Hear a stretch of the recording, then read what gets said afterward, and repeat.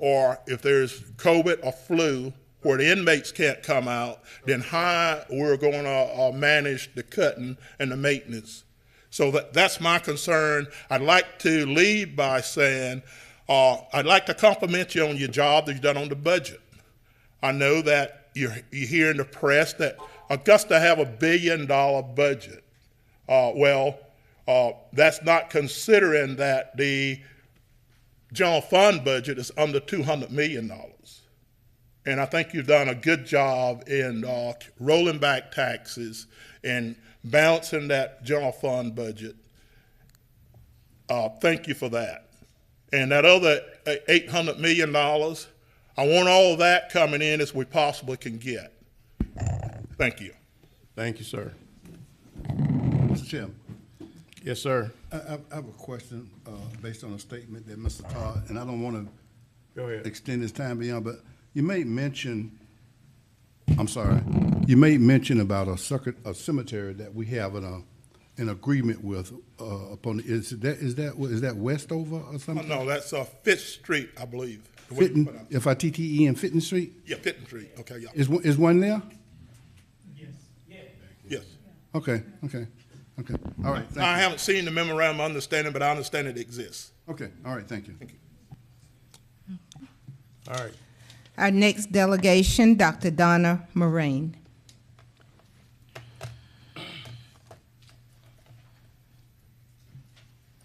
Good afternoon. Dr. Marine, I need your name and address. Dr. Donna Moraine, 1833 Kissingbauer Road. I have a few materials. I'll leave a copy with Ms. Bonner so you guys have access to the numbers I'm referencing. I've heard the interim administrator talk about the compensation study that's coming next year, that you all are going to be looking at all county employees' salaries at the same time. But I've also heard some rumblings about individual departments that might be getting salary increases. So I wanted to come here today and advocate for the public defender's salary increase that they included in this year's 2023 budget. You'll see it's relatively modest. It altogether comes out to about $80,000 compared to the $220,000 that the district attorney requested last week. I would argue that the public defenders, regardless of what happened with any other department, really need and deserve this increase. After the Columbia County Circuit split last year, they hired away many of the public defenders that worked in this office. The rumor was they offered $10,000 more a year, and that's hard to turn down.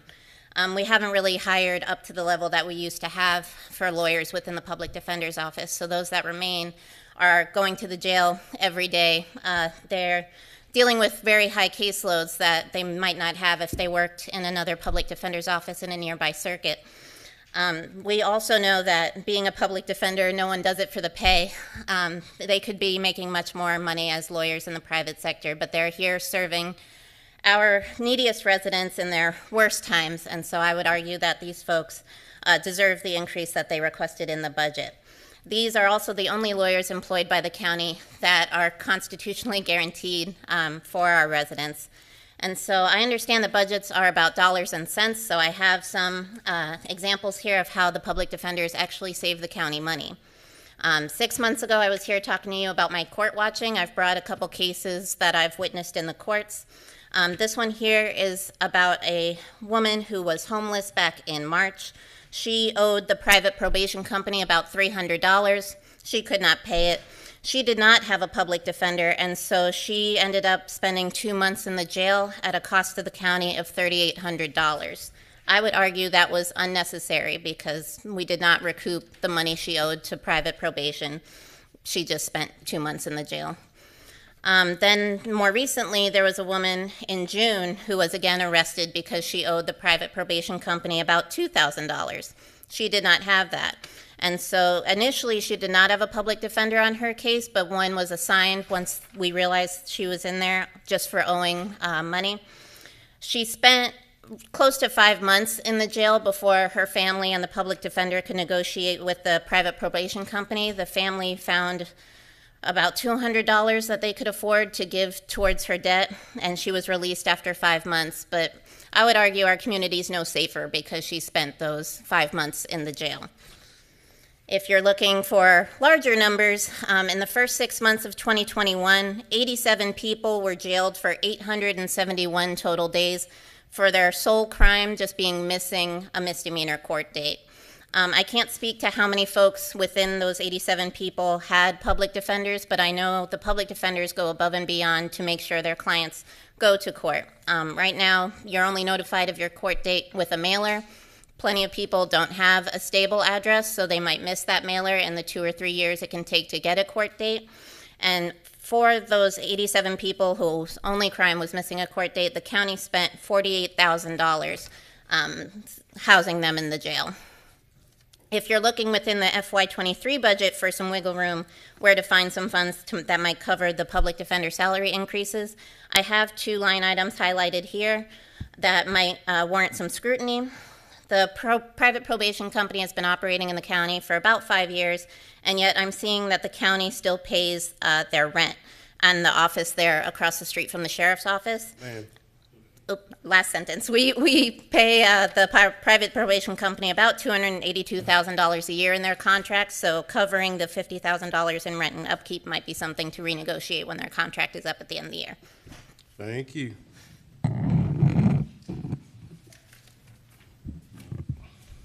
Mr. Chairman, Yes, sir. I have a question for Ms. Moran. Go ahead. Go ahead. How you doing, Ms. Donna? How you doing, ma'am? Hi, good, and you? Great, great. I know you just sent us some information last week, and pretty much you spoke to it just now. And I looked back through my email because the name began to recognize. I look, you've been sending us something throughout all of this year in particular. In that last email, and I'm asking because I might have overlooked it, I know you was questioning the fact about us paying the rent, but in the broad scheme of things, were there suggestions in that, what you wrote to us, about how to deal with what you just laid out? I'll be back in 2 weeks to talk about criminal justice kind of more broadly, but specifically about the FY23 budget. I've highlighted the 2 line items here that are the rent for the private probation company. That might be something that can be renegotiated. No, ma'am. Excuse me. I don't mean to be rude, and I apologize. No, you go ahead. I wasn't talking about that as much as that when you was talking about them spending their time in jail. Oh, yeah. You're talking about no stable addresses. So were there things that you would identify that could potentially be to resolve some of those issues? Yes. So right now, the courts operate entirely on paper. So whenever an incident happens, you have a paper incident report that gets walked over to the prosecutor's office, who makes a paper file, who then walks it over to the clerk's office to give it a court number, who walks it back to the prosecutor's office. So if we start migrating our records to a computer system where everyone can be operating off the same database, and then the public would have the ability to look up their court dates instead of waiting on that mailer, that could go a long way towards. And there is a line item in here that I mentioned in my email about beginning to migrate records to a database instead of paper. But yeah, there's a lot of potential steps to address some of the things we're seeing in the criminal justice system, and I'll be back in 2 weeks to talk about the bigger issues. Thank you, ma'am. Thank you, ma'am. Thank you. Ms. Bonner? That's it. We'll do one last call for anyone in our audience who would like to address the commission regarding its fiscal year 2023 budget.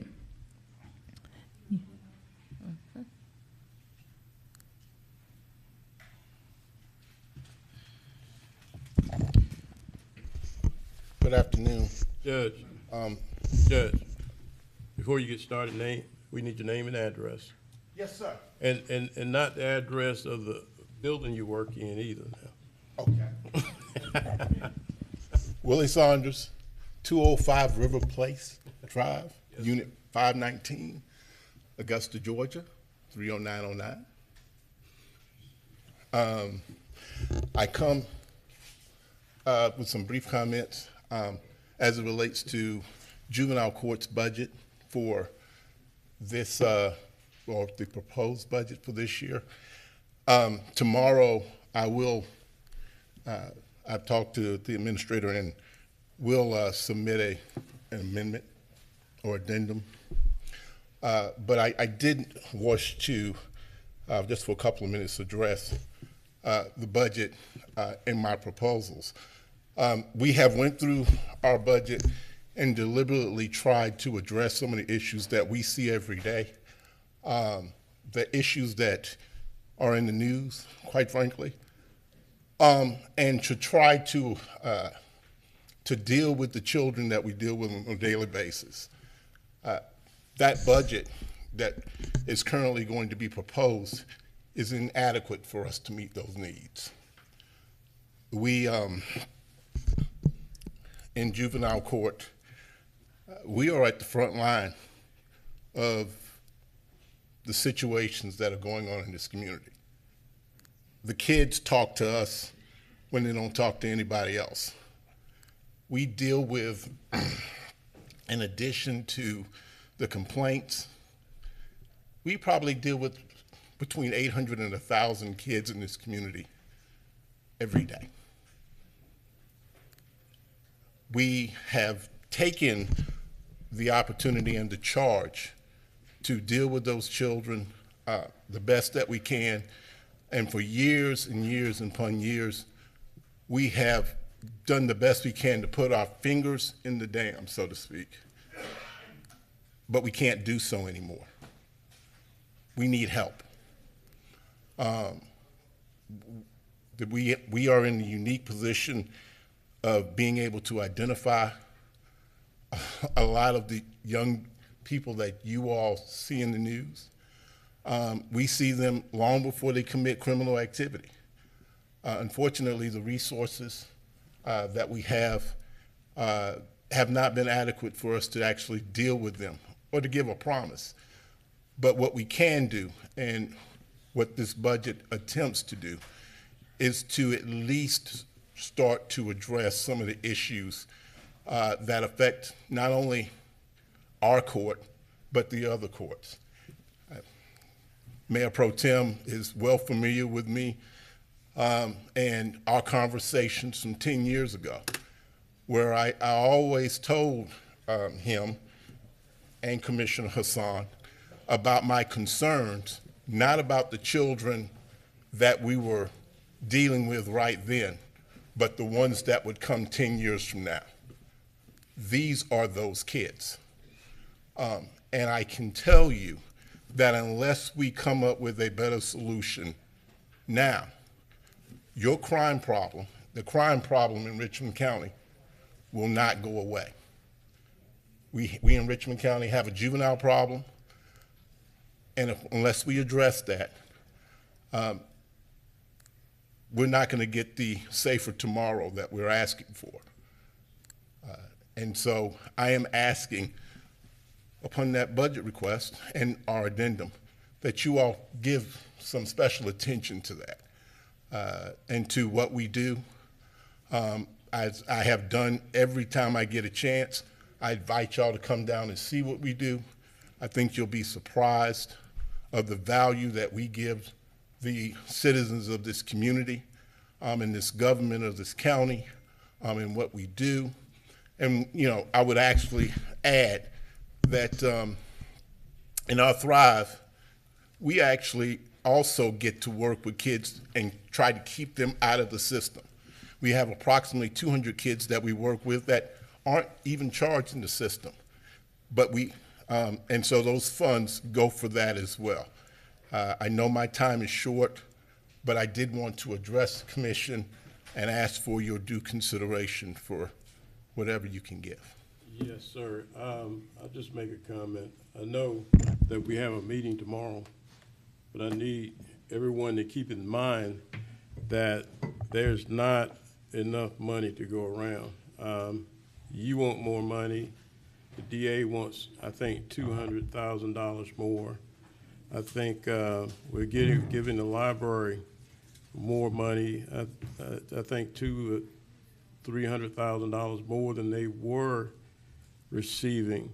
So our budget is going to be stretched thin. I'm not saying that we're not going to give you anything, but it's just reality now that no one is going to get exactly what they want, but we'll try to give you some help. We're looking at Gold Cross. There's a possibility that we need to give Gold Cross, according to commissioners, more money than they received last year, about $1 million more. So we're stretched thin, and we're going to have to look at what we do with our money. We may be able to keep some programs, we may have to get rid of some programs, we're not sure, but when you start dipping into your reserve funds, as you know, you have to do it every year. And ARP is gonna go away. We have a little bit of money in ARP, and with that, within another year or so, we're gonna have to carry those initiatives without ARP funding, which means that we're gonna have to get the money from somewhere. So I say to you that come to the meeting tomorrow, we'll see what we can hammer out for you guys along with other entities in the government and make the best budget that we can possibly make. Yeah, and part of the reason that I'm speaking to you today, Commissioner, is because I'm actually on the bench tomorrow. And so I would not be able to get away. Gotcha. And so I wanted to at least address the commission, even though it's not exactly how I wish to do so, but I did want to address them. And once again, any assistance that you all can give would be greatly appreciated. Yes, sir, and thank you. Thank you. All right. Are we good, Ms. Bonner? Yes, sir, that's it. That was it. Ms. Donna Williams, you have anything to add? Okay. Attorney, administrator, anything to add? All right, so we are adjourned. Anything to add, Mr. Hassan? All right.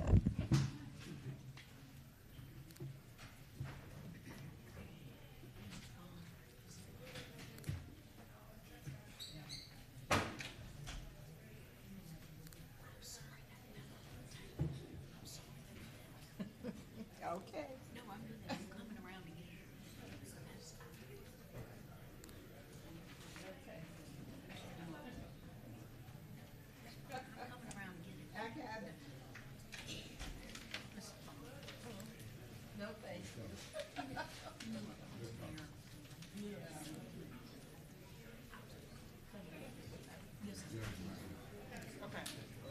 Hi. Hello. Hi. Yes. Nice to meet you.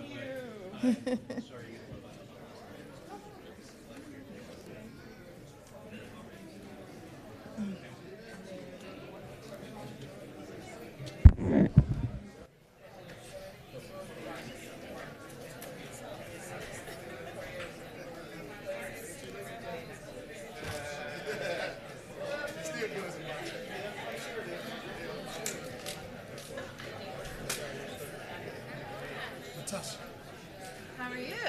Haven't seen you in a while. This way. You come back for You hiring? We got an arts grant. Yeah. Hey, man. How you doing? Good to see you. Hey. I see you put a little video on the little thing up there. Sure. Let's see. I have to figure out which one it is. All right. Let's see. Okay. This one right here. Yep. So, is it a PDF or a PowerPoint? It's a video. You just said video.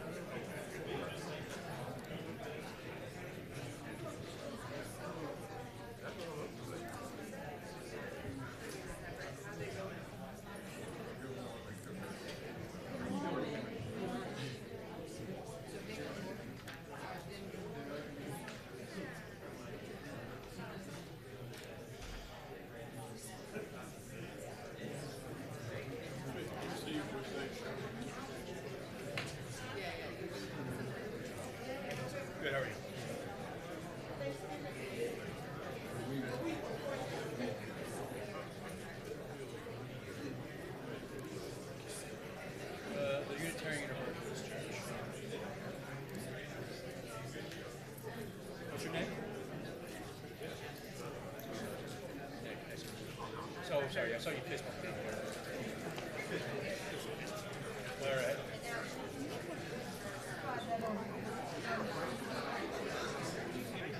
Hey, that one right there. Right across the street. We share our parking lot with the fire station. Yeah. Yeah, I get you. Yeah, you right on the bottom of what it is. Our folks are already for like 3 years, so I've only been there for about a year, but the amount of folks who are passionate about all the things. It's a hard church, but it's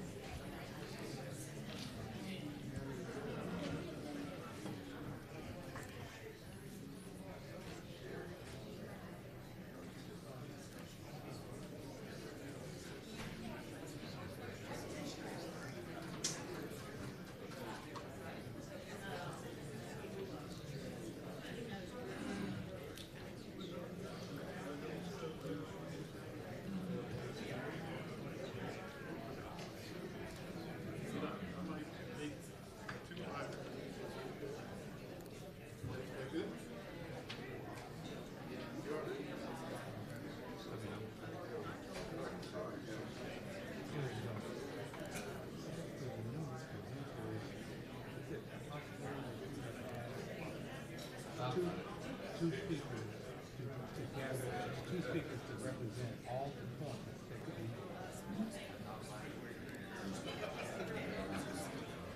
All right, no problem. Wait until the agenda.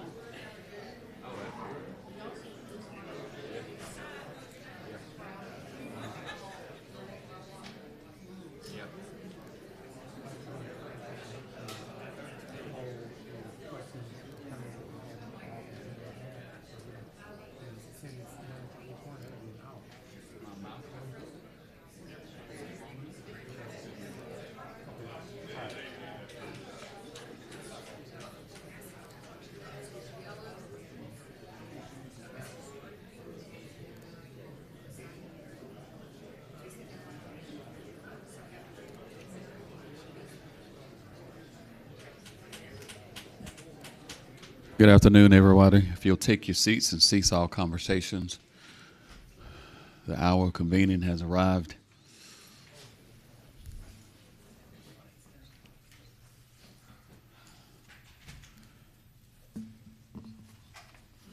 Madam Clerk, Yes, sir. we have quite the gallery today. Yes, sir. There's a lot of conversation that folks want to have, and we certainly want to give them that opportunity to do that.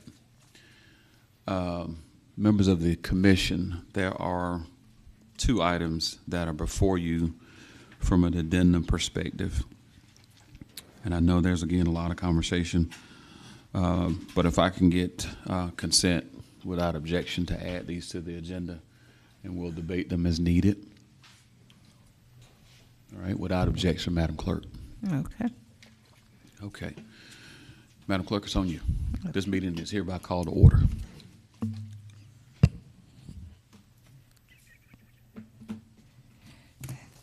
Thank you, Mr. Mayor.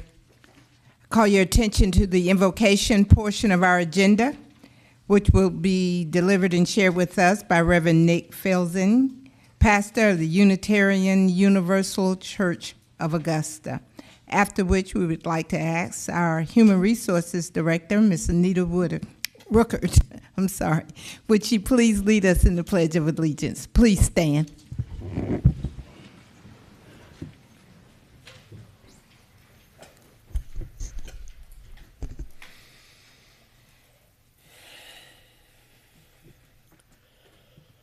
Spirit of creative love, ever present in our lives, here in this room, here in this city, in this county. Thank you for all the ways that you work through us and around us, that you're present in our lives. And thank you for the passion that you help move through each of us to do the good work of the city, of our lives, our shared lives together. There are a lot of things that we discuss and that we disagree about, and that we bring as important parts of our lives, things we care about. May we do so in a way that increases your presence in our lives, that helps us to realize love in each of our relationships, big and small. May the commission today do the good work, do the work of the holy, do the work of the sacred, do the work of justice, and may we all continue to hold one another in good times and in bad, in times of bounty, in times of difficulty in terms of finances, but hold together nonetheless as one whole loving community. Blessed be, and amen. I pledge allegiance to the flag of the United States of America and to the republic for which it stands, one nation, under God, indivisible, with liberty and justice for all.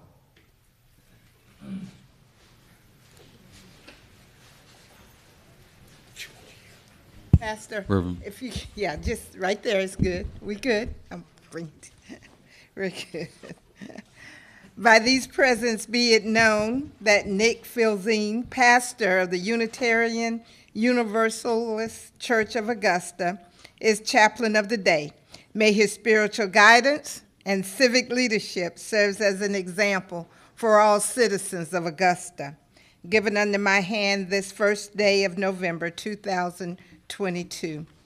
Pastor Nick, thank you for your prayer for wisdom, unity, and divine protection.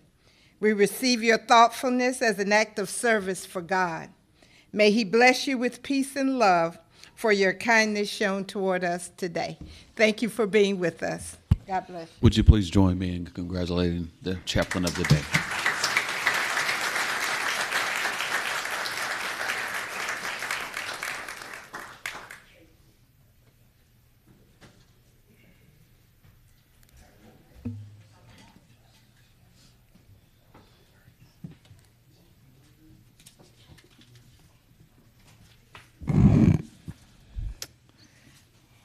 We're proceeding, sir.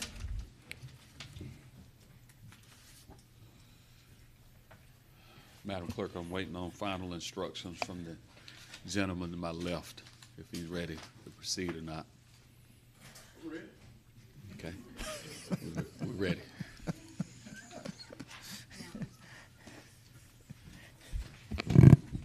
Well, with that, I call your attention to the recognition portion of our agenda. A recognition of our 2022 October Years of Service 25 to 50-year recipients, Ms. Anita Ruckert, our HR Director. Thank you. Good afternoon, Mayor Davis, Commissioners, Administrator, Madam Clerk, our guests, and citizens of Augusta. This afternoon, we, the HR Department, would like to recognize our October Years of Service recipients. For the month of October 2022, we have 15 employees celebrating 5 to 20 years of service with Augusta, Georgia. For the month of this afternoon, we want to recognize our 25 to 50 years of service recipients. For the month of October, total years of service and institutional knowledge being celebrated today is 400 years. Yes. As I call your names, please come forward. Miss Tamika Allen, Information Technology, 30 years.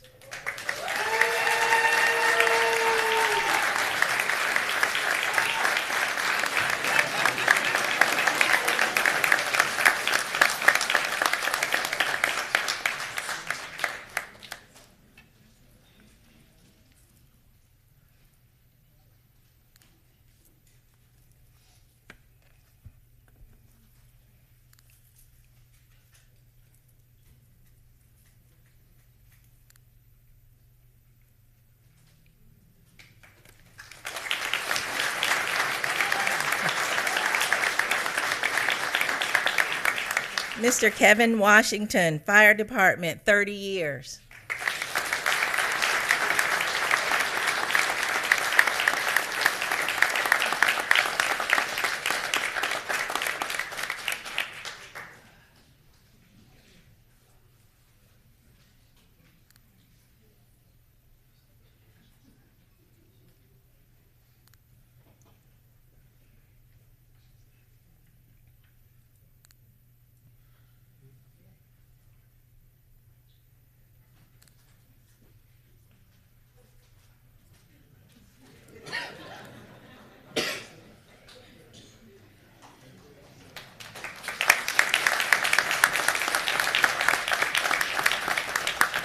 Mr. Charles Benson, Sheriff's Department, 25 years.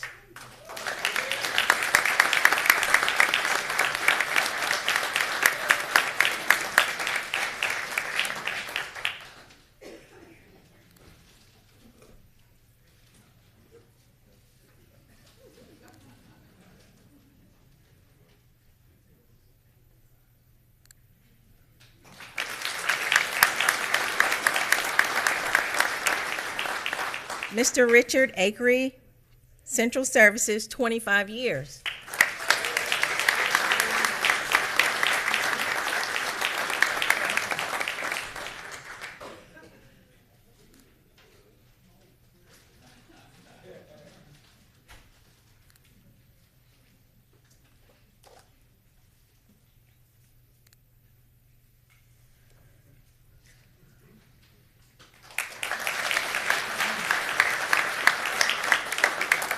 Miss Lisa Scharouse, Finance, 45 years.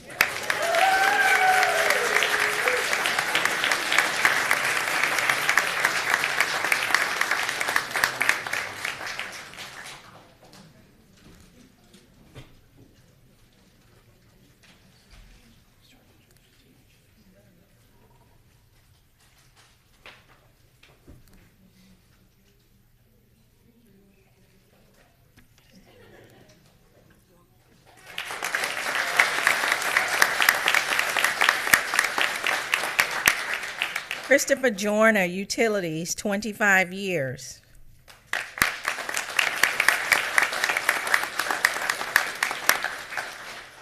Glenn Ron, Fire Sheriff's Office, 25 years.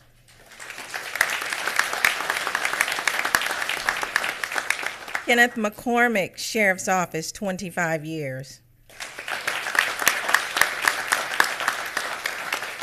Tracy Carter, Sheriff's Office, 35 years.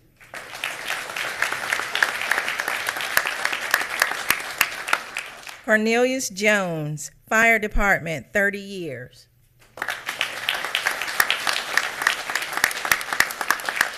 Again, congratulations to our years of service recipients.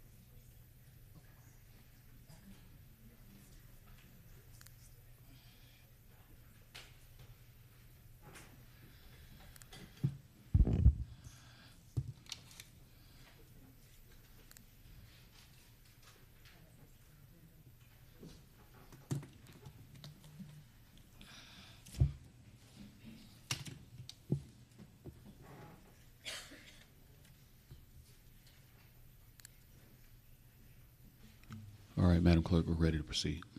Okay.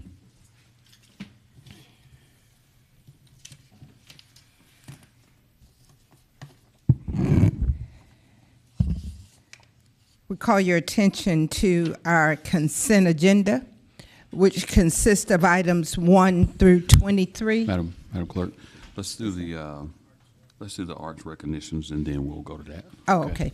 All right then. Okay. Okay. Call your attention then to our delegation portion. Item B, presentation of City Arts Grant Awards.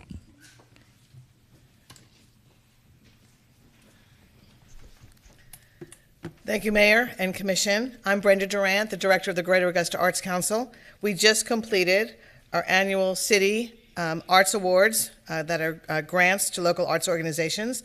And I'd like to introduce the Vice Chair of the Grant Committee, Mickey Williford, who will introduce the arts groups. We are doing a very quick turnaround today. In the past, we've handed them their checks up front, but we're going to ask the groups to come forward if you're receiving a grant. Stand forward, and Mickey will introduce them once they're all forward. Then we'll hand the checks out in the back once they've signed their contracts.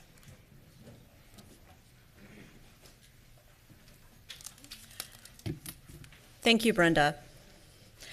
I'll go ahead and start while everybody's moving up. Each year, the City of Augusta allocates funding to the Greater Augusta Arts Council to distribute to the nonprofit arts community. City leaders recognize the importance of public financial support to sustain a wide variety of artistic disciplines and expressions. For fiscal year 2023, 16 arts organizations requested a total of $100,620. Funds of $71,710 were reallocated to support general operating grants and project grants. This funding enables arts organizations to provide programming and educational opportunities throughout Augusta-Richmond County, to promote Metro Augusta as a cultural destination, to build the capacity and stability of Augusta's arts and cultural organizations, to enhance the economic development of the city through the arts, and to share arts programs and activities with underserved audiences. Augusta Choral Society, receiving $4,622. Their representative, Carolyn Dolan, Executive Director. The Augusta Choral Society is an auditioned volunteer community chorus located in Augusta. The chorus consists of singers ranging in age from teenagers to senior citizens. Augusta Chorale, receiving $4,647. Representing is Monica Jones, Community Outreach Liaison. The Augusta Chorale celebrates the beauty of song by presenting diverse and challenging choral music to inspire its members and audiences. This premier choral group performs at schools, nursing homes, veterans hospitals, art festivals, and senior centers. The Augusta Chorale also supports voice and music students in their careers through scholarship and joint performance opportunities. When your organization is called, would you just raise your hand or step forward? Thanks.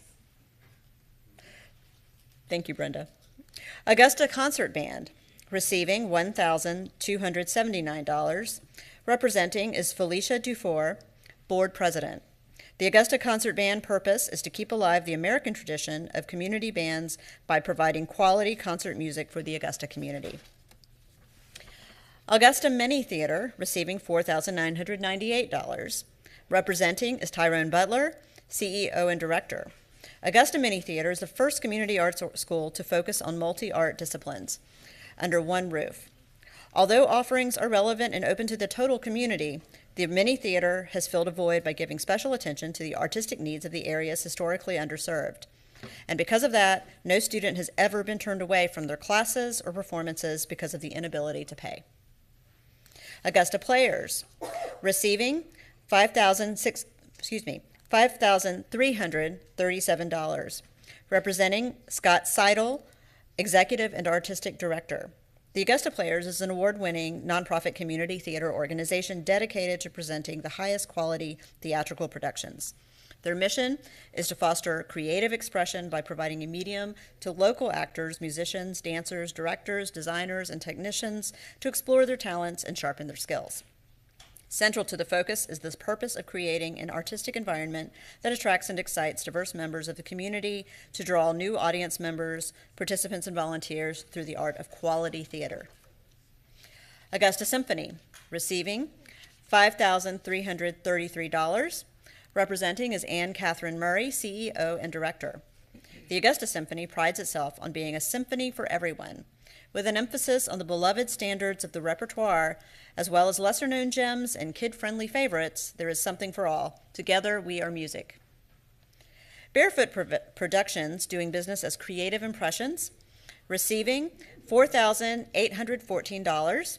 Representing Trey Williams, Vice President of the Board of Directors. Creative Impressions has developed into a choral music ensemble of excellence, which is making an impact on the lives of those it touches. Creative Impressions supports approximately 50 teenagers of diverse backgrounds that range in age from 12 to 18 years old. Through weekly training sessions that focus on excellence, a belief in youth development, community support, hard work, and committed leadership, the organization is turning visions of possibilities into exciting realities. Colton Ballet, receiving $4,790. Representing Kathy DeLoach, Board President. The mission of Colton Ballet Company is to provide professional quality dance performances for the community, encouraging and enhancing a greater public awareness and appreciation for the dance as an art form. Colton Ballet Company has directed its community outreach focused on Richmond County Title I schools, where the largest proportion of the student body lives below the poverty level and have very little exposure to the arts.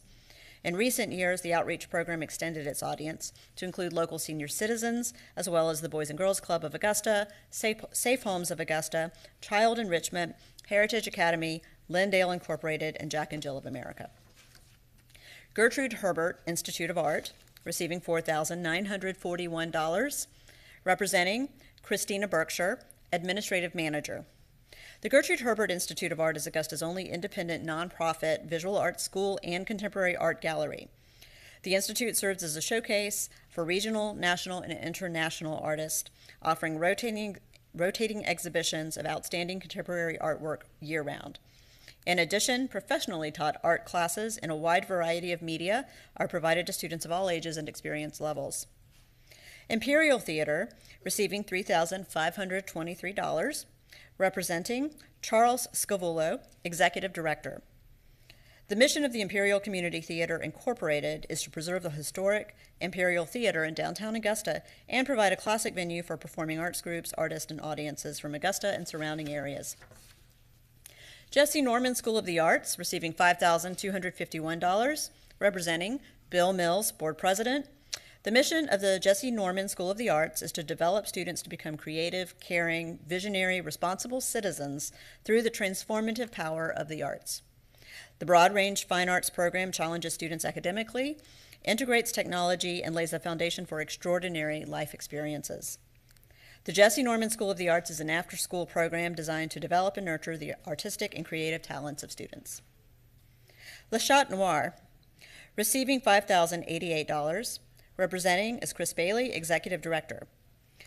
Le Chat Noir is an intimate 60 to 100 seat theater with attached lobby and full service bar that echoes a 19th century cabaret after one too many absence. Like its namesake, Le Chat Noir exists to produce and present entertainment to the CSRA that was previously not being offered. Morris Museum of Art, receiving $5,177, representing Kevin Grogan, Executive Director. The Morris Museum of Art is the oldest museum in the country dedicated to the art and artists of the American South and the only art museum in the central Savannah River area. Its collection includes more than 5,000 works of art, paintings, works on paper, photographs, and sculptures dating from the late 18th century to the present. Sacred Heart Cultural Center, receiving $3,428, representing Millie Huff, Executive Director. Sacred Heart, a former Catholic church, is now home to various cultural activities, including choral concerts, art exhibits, holiday events, and the annual Garden Festival. Several arts organizations have their offices in Sacred Heart.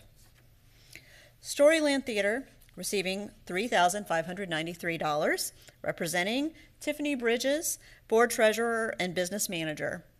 Storyland Theater's main purpose is to present live quality theatrical productions performed by adults for children and families. Storyland dramatizes excellent locally written original plays and musicals based on fairy tale themes, while incorporating imaginative sets, costumes, lighting, and special effects to expose the children to the finest theater available in the CSRA. Many students who attend the performances would never see a live play if they did not attend with their schools. The desire is to teach a child the love of the theater and to encourage attendance at all kinds of arts events as adults. Westaboo Festival, receiving $4,892, representing Christy Sykes, Executive Director. Westaboo is a nonprofit arts organization dedicated to enriching the cultural fabric of Augusta's river region. We provide artists with opportunities to create for our community to enjoy.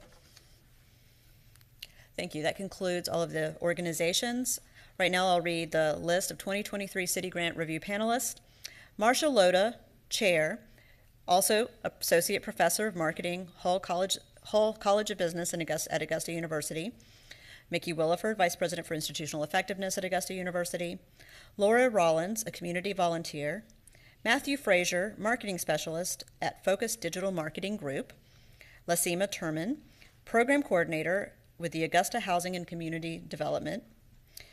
Pam Jackson, Emeritus Faculty from Augusta University. Leslie Hamrick, Artist. And Sheila Kamath, community volunteer. Thank you.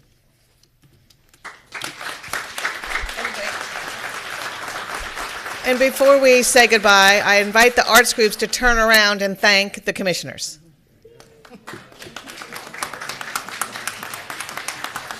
And if the mayor would come down, we can take a photo. Is the mayor still here? Yes? Yes, thank you. And again, congratulations to each of the arts groups. You make our city. Please remain standing where you are. We're going to take a photo. Yeah, everybody We're going remain to have to standing. squish in like a one big happy family. But again, we're very grateful as a city for the incredible work that you consistently do to make us our city a city of choice, where people are moving from across this nation to be a part of what's going on in Augusta. And again, congratulations and thank you. Thank you all.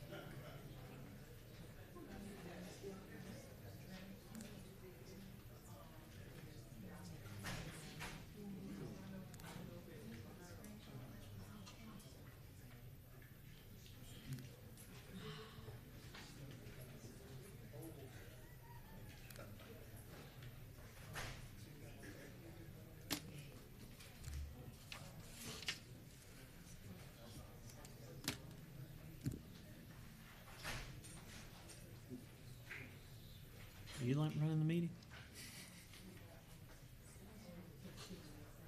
Oh.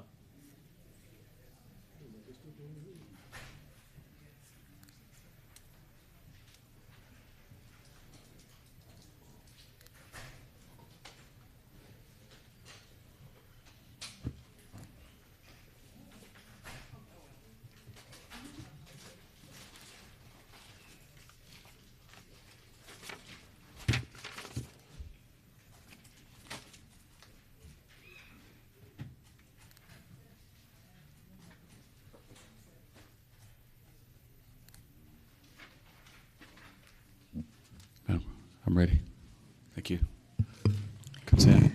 Call your attention to our consent agenda, which consists of items 1 through 23. Items 1 through 23.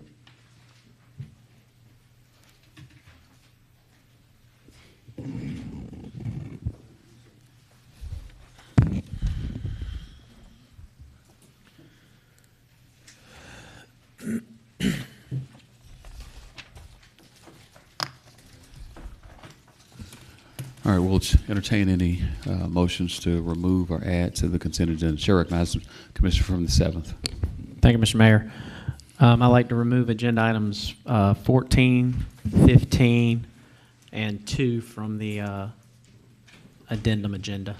14, 15, and 2, sir? 2 from the addendum agenda. Thank you. Which, Commissioner Fran, we're 14, sorry, 15, we're a and little 2. dyslexic today. You said item 14, 15, we're pulling from the consent, and item 2, or 2 from the addendum. addendum? Oh, 2 from the addendum, okay. So the items on the addendum, they were not on consent. They were just being added to the agenda. Yeah. Yeah.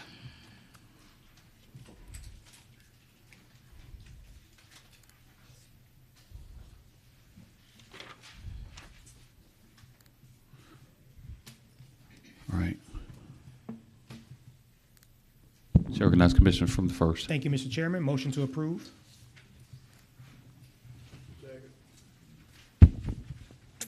Who was that? That was Commissioner from the first with the motion, Mayor Pro Tem with the second. Okay.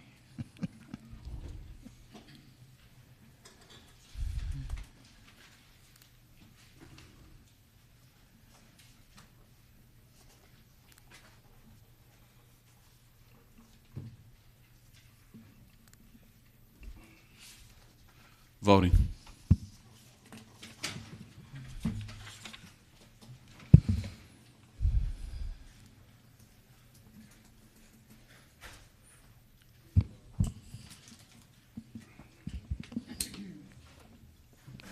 Commissioner Clark? Yes, ma'am, I have one item that I want to split my vote on, please. Okay. It would be item 15. Commissioner from the. That was pulled, sir. Yeah, everybody Oh, it suspend. was? Okay. Commissioner from the 10th, items 2, 14, and 15 were pulled from the consent agenda, and we're now voting on the consent agenda. Okay, I didn't hear 15. Thank you. Yes, sir.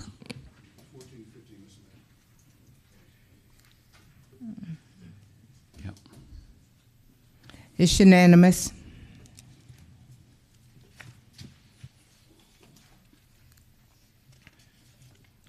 Thank you. Madam Clerk, here's our posture. We'll take the addendum agenda items first, and then we'll come back, okay? Okay. Item number 1 on our addendum agenda is to discuss Augusta Public Transit Department transportation needs.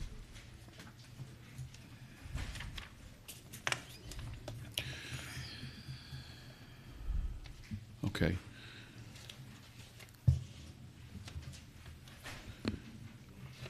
All right, we're going to take this approach. I believe the clerk has a Motion. We got a motion and the item. Okay, we're going to put it up on the screen just for Mhm. everybody. But everyone should have I think everybody may have a copy of that by Hard now. copy. Yes. It's attached to the addendum agenda on Absolutely. on the All right. back. Okay. All No, right. ma'am. Thank you. All right, Mayor Pro Tem, I'm going to give you an opportunity to speak to this, and then we'll have the administrator speak to it, and then we'll vote on this matter. Yes, sir. We've been receiving a lot of calls, emails, people stopping by your houses to talk about transportation and how inadequate it is at this point in time. Had a conversation with Sharon Daughtery yesterday, our transportation director. Can we get you to speak more directly into your mic, sir? Okay. Thank you. Had a conversation yesterday with Sharon Daughtery, our transportation director, as well as our administrator, and Dr. Page. I was brought up to speed on our conditions in our transportation department. My understanding is that we have approximately 29 buses, but only 8 are operational. We've got some vans and some other things that they can put out there on the streets, but as far as looking at our routes that are very, very important to the city, we only have 8 buses. So we devised a plan. We came up with some answers for the meantime. My understanding is that we're supposed to get 6 new buses in the spring, June, July, or something. So I'm going to turn it over to the administrator to tell us about her plan. Madam Administrator, and as you need me, I'll speak, okay? Thank you, sir. As Mayor Pro Tem just stated, with the transit delays in service, we are proposing or would like for the commission to consider Augusta purchasing 3 used buses from Hillsborough Transit Authority not to exceed $90,000 and enter into a intergovernmental agreement with Athens Clarke County Transit to utilize 3 of their buses from their spare fleet for the next 12 months. This should allow Augusta Transit the opportunity to put 6 buses in their fleet, create the opportunities that our citizens need to ensure that our services are completed in a timely fashion on a daily basis. Thank you. All right, I've got the commissioner from the 3rd who's still in the queue. Is there a question, Commissioner? I'm sorry, Commissioner from the 10th. Thank you, Mr. Mayor. The buses from Athens, Clarke County, what are the approximate mileage on those buses? And are we going to, what's the cost that we're going to be paying to rent these? It is an intergovernmental agreement between Athens, Clarke County, and Augusta. There is no cost for Augusta to have these vehicles on loan. This is a part of their spare reserve program, and we do not have the mileage available at this moment. However, I can get you that information. Okay. May I ask one other question, please? Continue. When we're purchasing new buses, I know that everything that we purchase is 40 foot.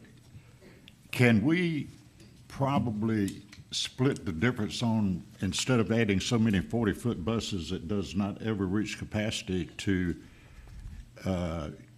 buy smaller buses so that we can utilize probably more buses to create more routes?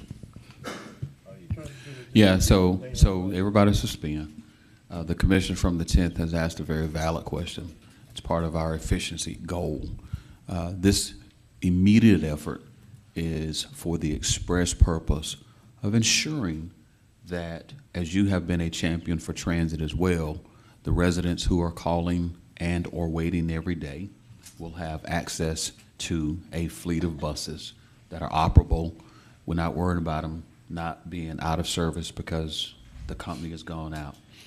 But going forward, in terms of the 6 buses that are purchased for next year, it will meet those requirements. Okay? Chair recognizes the commissioner from the 6th. Thank you, Mr. Mayor.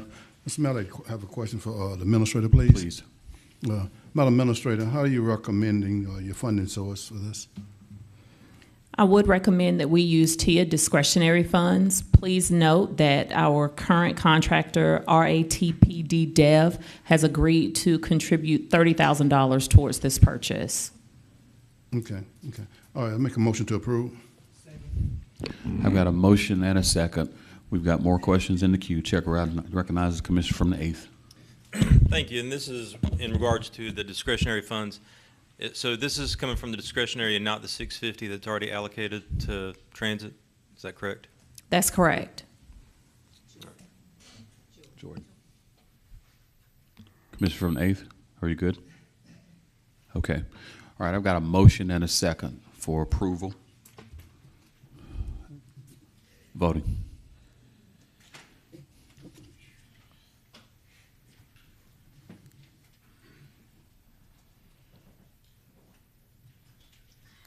It's unanimous.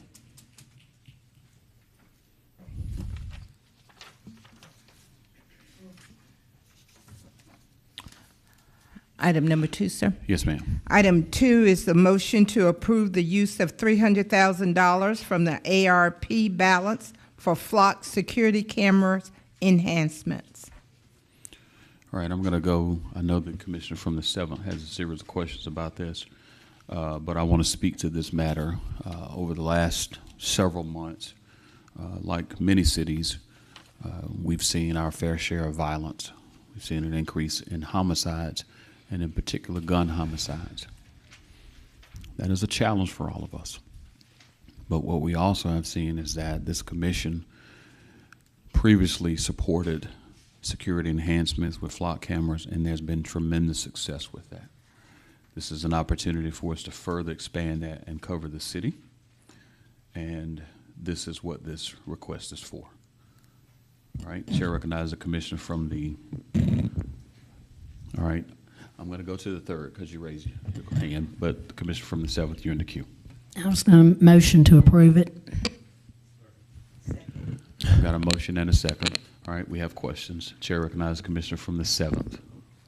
Thank you, Mr. Mayor. I Yes. guess my question is this your request or the sheriff's request? It's my request. Okay. And then, like, I mean, these flock cameras, they're great, but, like, to put this amount of money into it, what do we do next year when you, I mean, they're normally a 1 year, $2,500 cameras. Like, we're kind of, is this a 5-year plan? Like, the cameras are in the, I mean, like, we're just throwing a bunch of money, and I'm kind of want some details on what we're doing, I guess, is my question.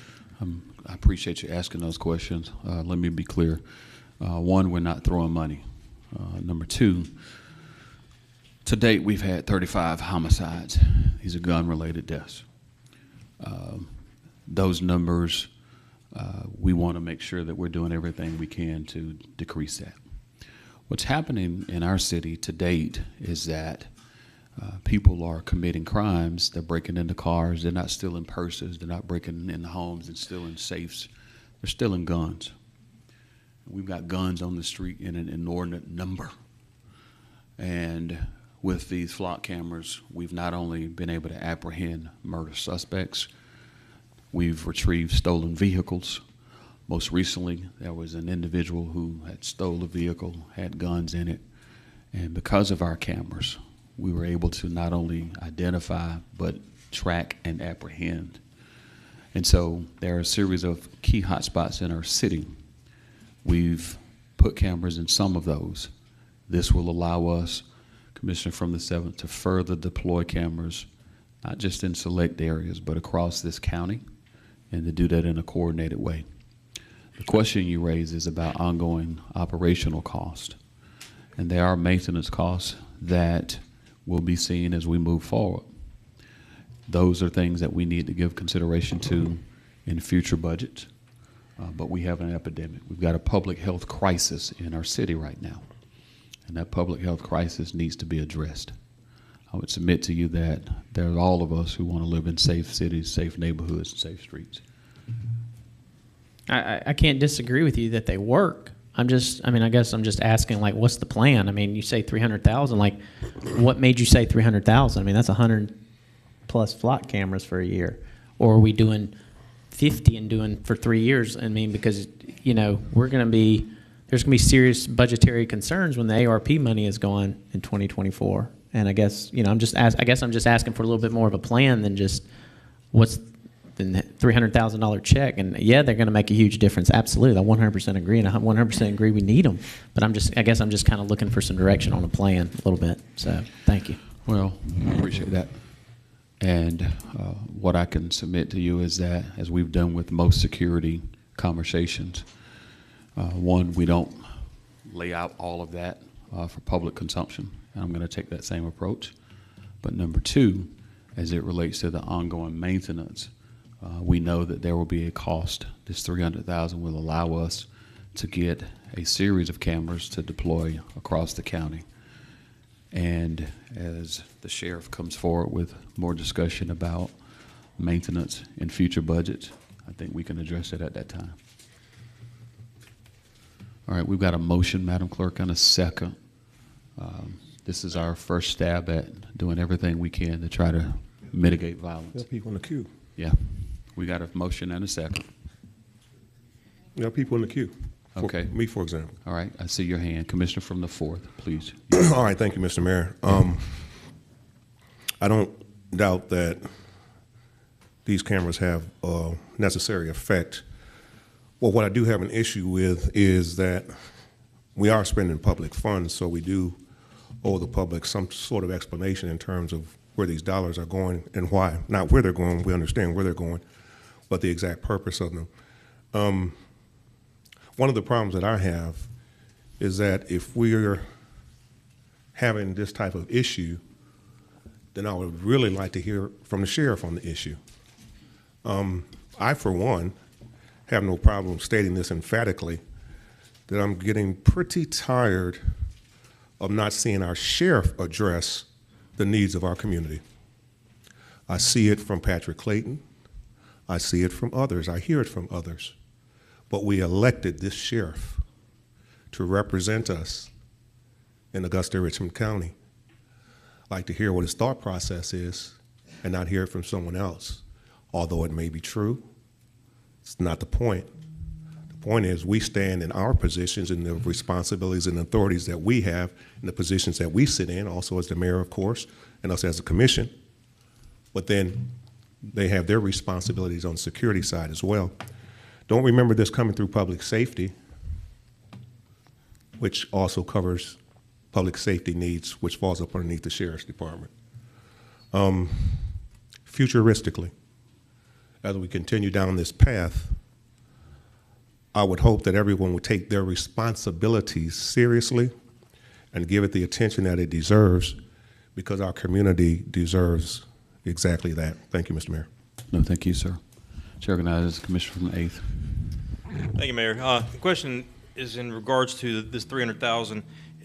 Are we going to be purchasing these cameras, or is this money going to be given to the Sheriff's Department to purchase more cameras?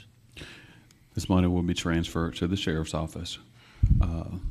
The last time I checked, Commissioner, the sheriff just several months ago approached this same body, and he raised not only a concern about this very matter that we're talking about, but expressed a tremendous need.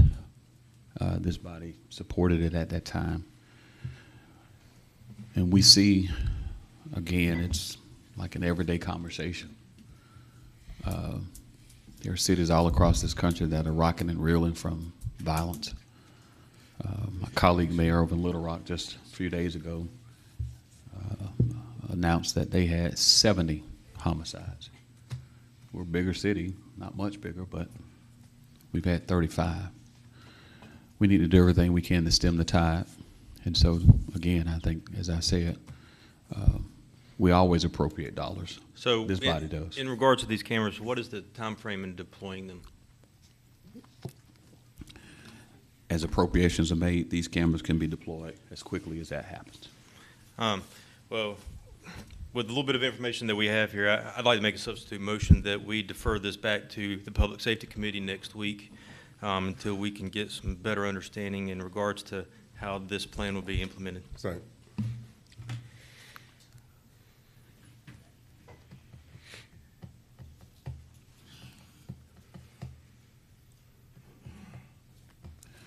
A substitute fails without a proper second. Oh, no. There is a second.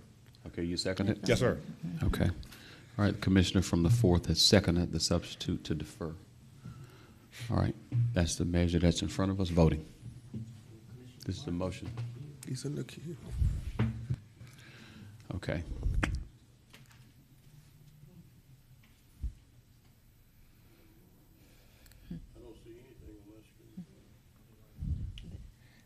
We're voting, sir. Okay. We're voting.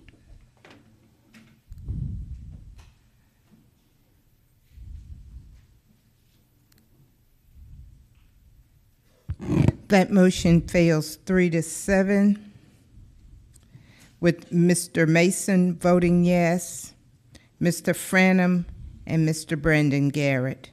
Voting no, Mr. Johnson, Mr. Dennis Williams, Ms. Catherine McKnight, Mr. Bobby Williams, Mr. Ben Hassan, Ms. Francine Scott, and Mr. John Clark. Madam Clerk, we're back to the main motion, and that is a motion to approve. Yes, sir. Voting.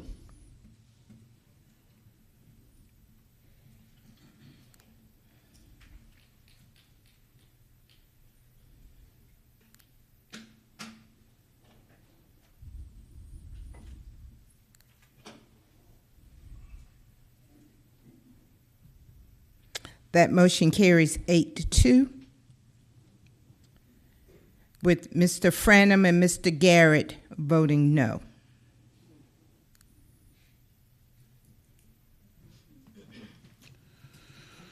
Thank you.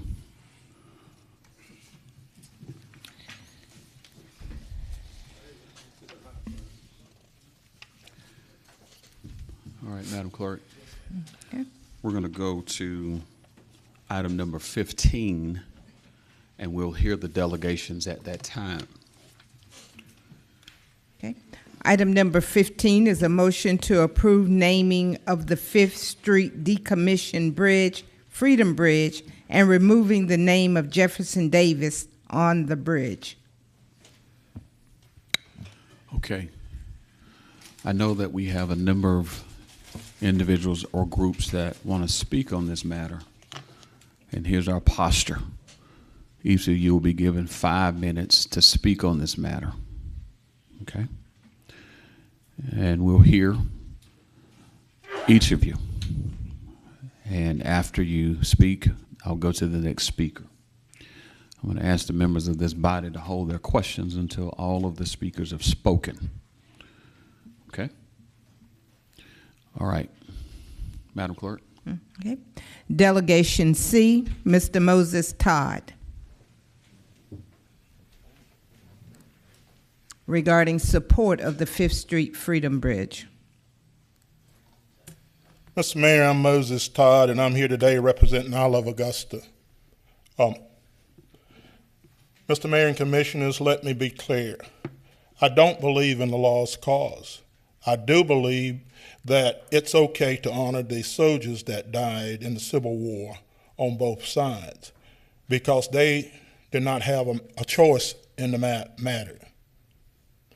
I do believe monuments that was put up honoring the Civil War or its leaders is more about hate and oppression than heritage. My enslaved name is Todd. My grandfather and great-grandfather was enslaved property/people. I am no more proud of that than my friends are on the other side of this issue is proud of having ancestors that were traitors for a lost cause.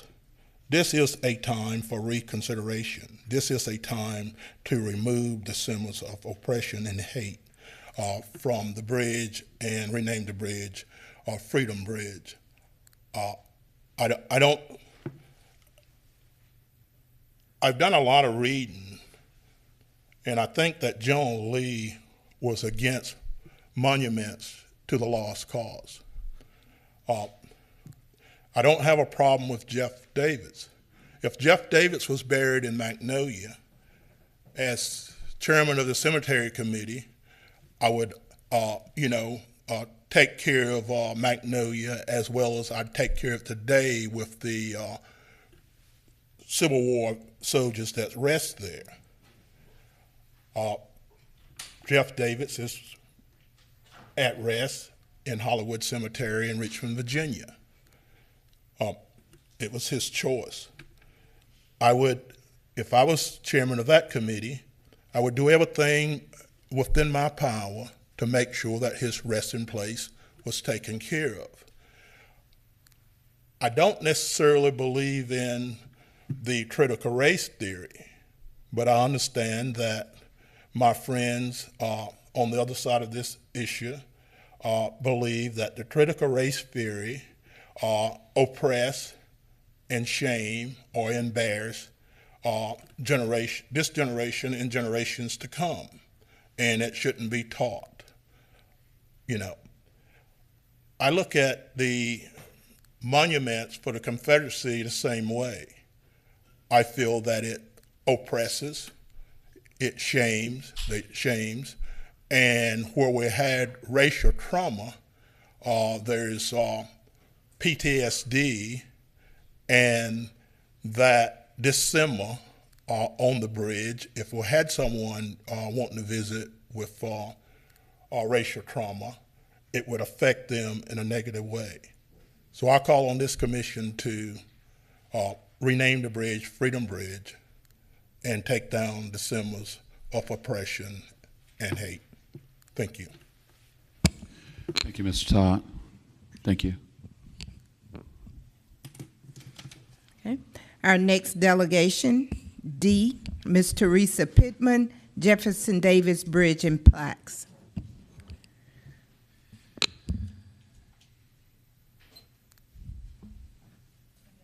Yes, ma'am, you can speak from this microphone. Thank you. My name is Theresa Pittman. I was born and raised in Augusta, Georgia, now in the South, Augusta actually, and I now reside in Edgefield County, South Carolina. It's my understanding, we've been talking about money, that around $11 million was spent on the bridge to make it a walking bridge. I have not been to the bridge since it's been finished, but the pictures I've seen of it are beautiful. And I think it's a great thing to have a bridge such as that. But now you want to remove parts of the bridge. I assume that includes the middle of the bridge that says Jefferson Davis Memorial Highway. More money spent when y'all been talking about money. Drugs, crime, education, the homeless, gangs, and inflation. Just a few things in this city that the money could be used to promote a safer Augusta and a more beautiful Augusta. How many of you have visited the bridge and looked at the plaques on the end? Have all of you been there? No? Well, then I would like to tell you a little bit about Jefferson Davis.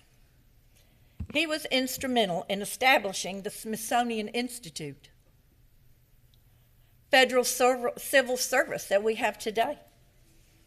He began a movement to build a bridge in Panama, and much later it was built, the Panama Canal,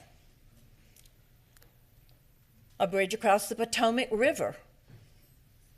He envisioned transcontinental transportation and routes to the Pacific Ocean. He was Secretary of War, introduced humanities program at West Point, the U.S. Military Academy, introduced the light infantry, the rifle musket, that's a hard word, and the mini-ball. He was a general officer in the U.S. Army. He built roads for the West, settled the Black Hawk Indian War, was a hero in the War of Mexico, in which he gained a decisive victory at Buena Vista with his innovative V formation. He was also a senator from Mississippi. But I forgot one thing. Did I mention that he owned slaves? Well, yes, he did. And about 2/3 of the country at that time owned them too, North and South. It was not just a Southern thing. And then there's that little word that always sneaks in when you don't want it to. Shall I name that word? Racism. Can't we respect both of our heritage, good and bad, and teach adults and children about our country and what has made it so great? This bridge could be a shining example for the education of people enjoying the bridge. The history of Augusta, good and bad. The wonderful story of Augusta, yesterday and today. There are people who would volunteer to be on that bridge, to make a difference, to tell people historical facts, not just of Jefferson Davis and the bridge, but of all the other monuments and things that are here in Augusta. The Lucy Laney Craft Museum, I've never been there. I don't even know where it is, but I would like to go and see it. There are so many things that we can share together. Now is the time to put away all our rancor,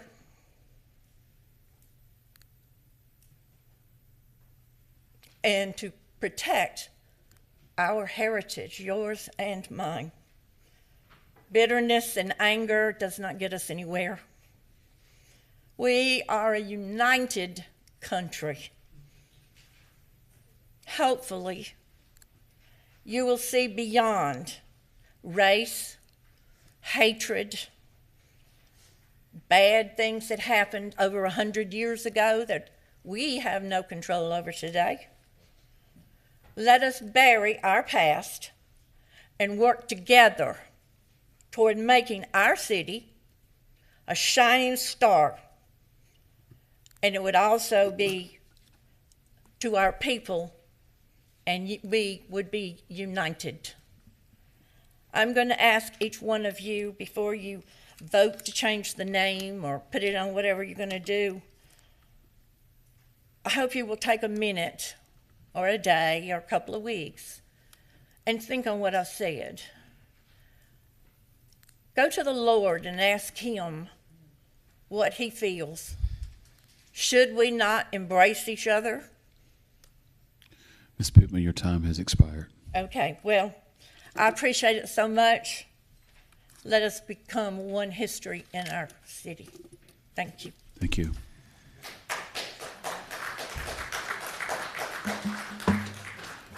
I didn't think I would have to do that, but I'm going to ask you, please hold your applause. We're just here to receive commentary. Hold your applause. Thank you very much. Madam Clerk, our next speaker. Our next delegation E, Mr. Jim Davis, regarding the Jefferson Davis Memorial Bridge plaque removal.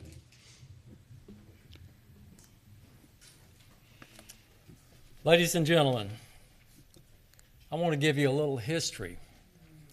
During 2020 and 2021, a group of us who regularly gather at the Jefferson Davis Memorial Bridge closely watched progress and talked with city officials and their contractors during the construction phase of the bridge. We were continuously assured that the memorial and the plaques would remain continuously.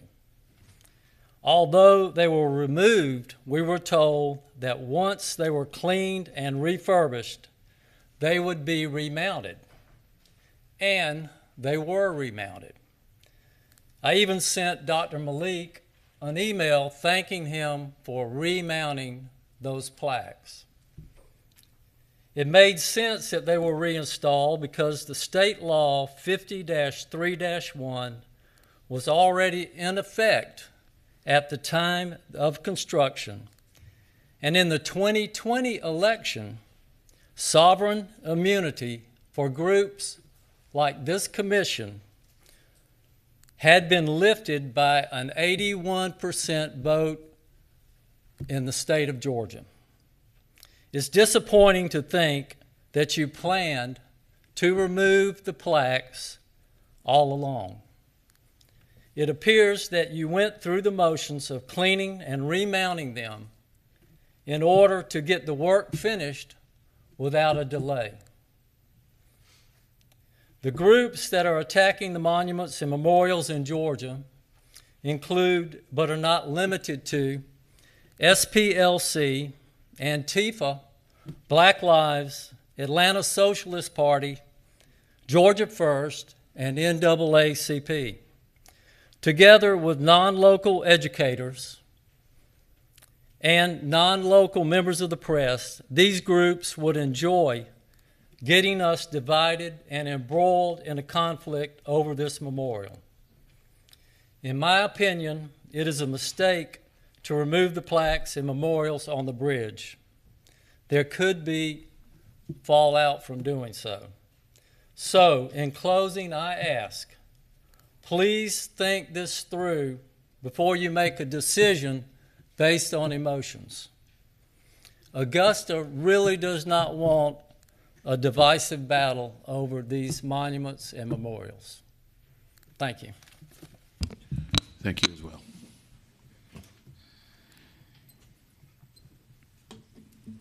Our next delegation, F, Mr. Robert Green, memorial signs on the 5th Street Bridge. Mr. Green, would you please approach? I have had a detached retina, and I cannot read my notes. I would like permission for J.J. Brittingham to read my notes. Absolutely. Certainly. Please.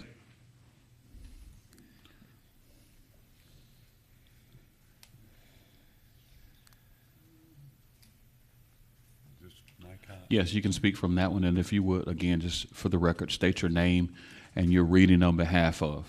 Okay. Okay? J.J. Brittingham. I'm reading for Robert Green. Thank you. That's right.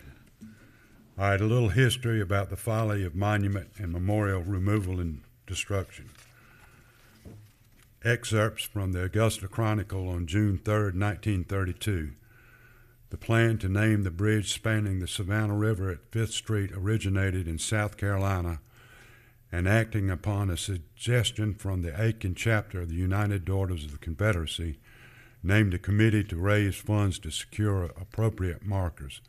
The plan originated in South Carolina, and acting upon a suggestion from the UDC of Augusta, named a committee to secure appropriate markers. Before this, however, the consent of the Highway Department of the two states to naming the bridge for Mr. Davis was secured. The UDC on both sides of the river then set to work to secure funds to which to decorate the bridge and make it a credit to the name of the distinguished Southern leader. So yes, South Carolina has skin in the game. A little history about the folly of monument and memorial removal and destruction.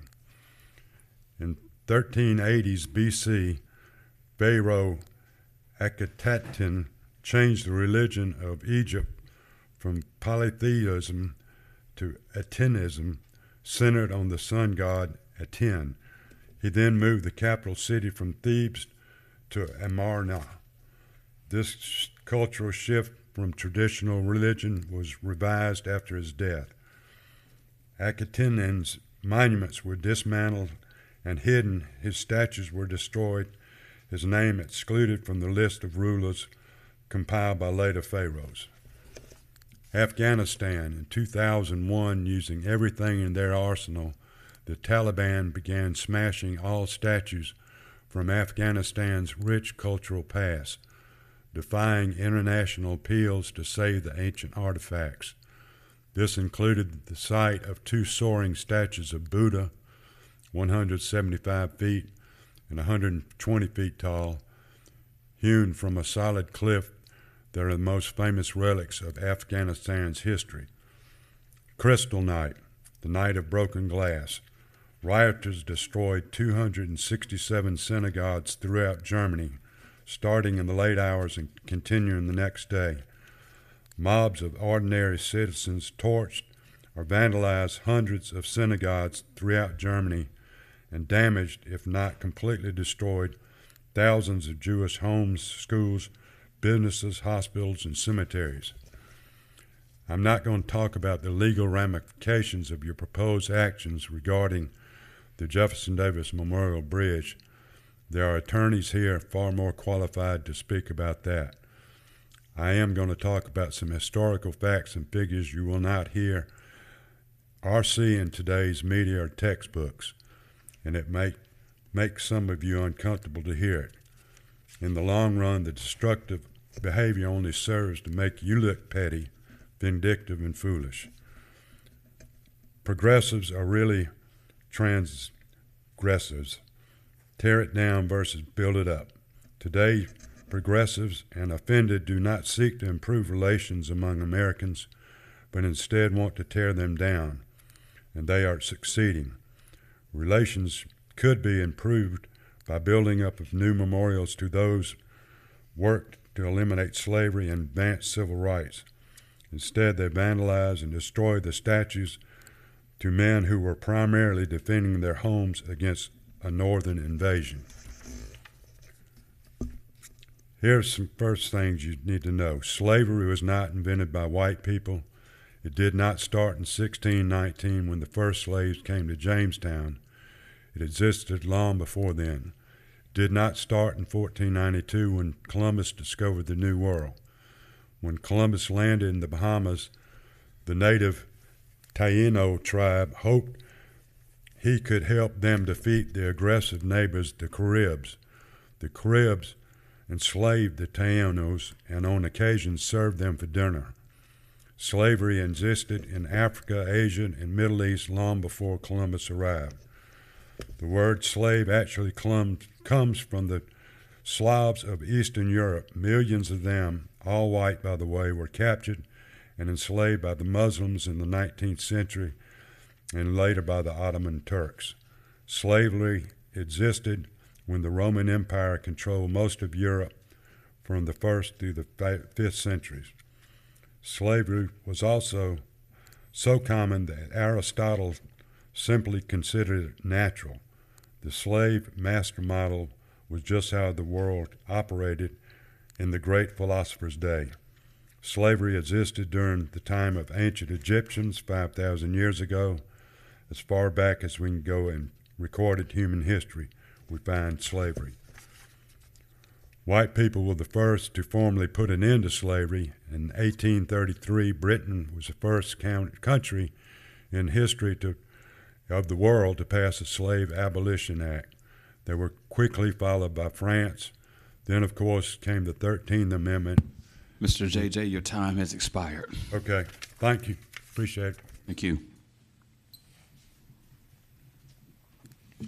Next delegation, item G, Mr. Paul Stampley, Monument National Heritage Act.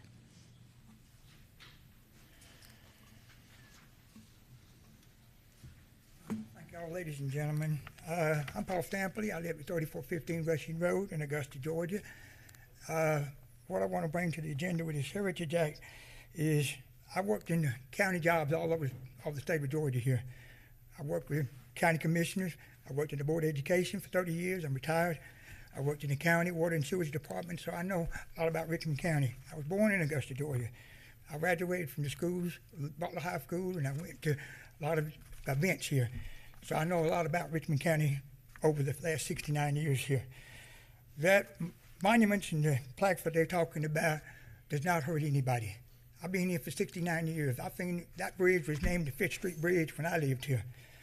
I studied schools, and we studied in the school system when I worked at Hepzibah High School, and I worked at all the other schools in Richmond County. I have a well-documentation here in the Gulf. Everybody knows me.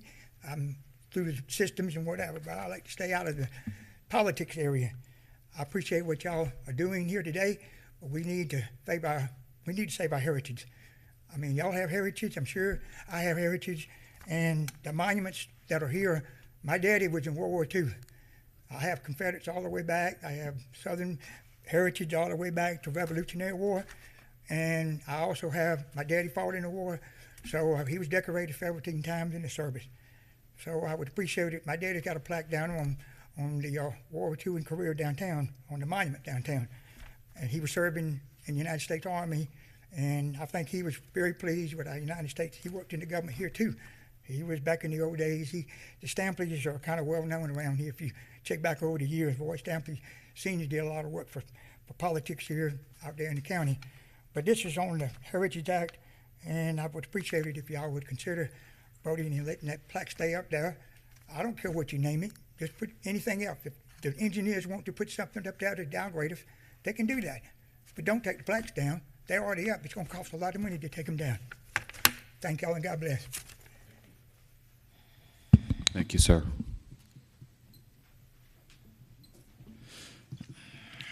Next, Delegation H, Mr. Carl Mixon, Monument Memorial Heritage Act.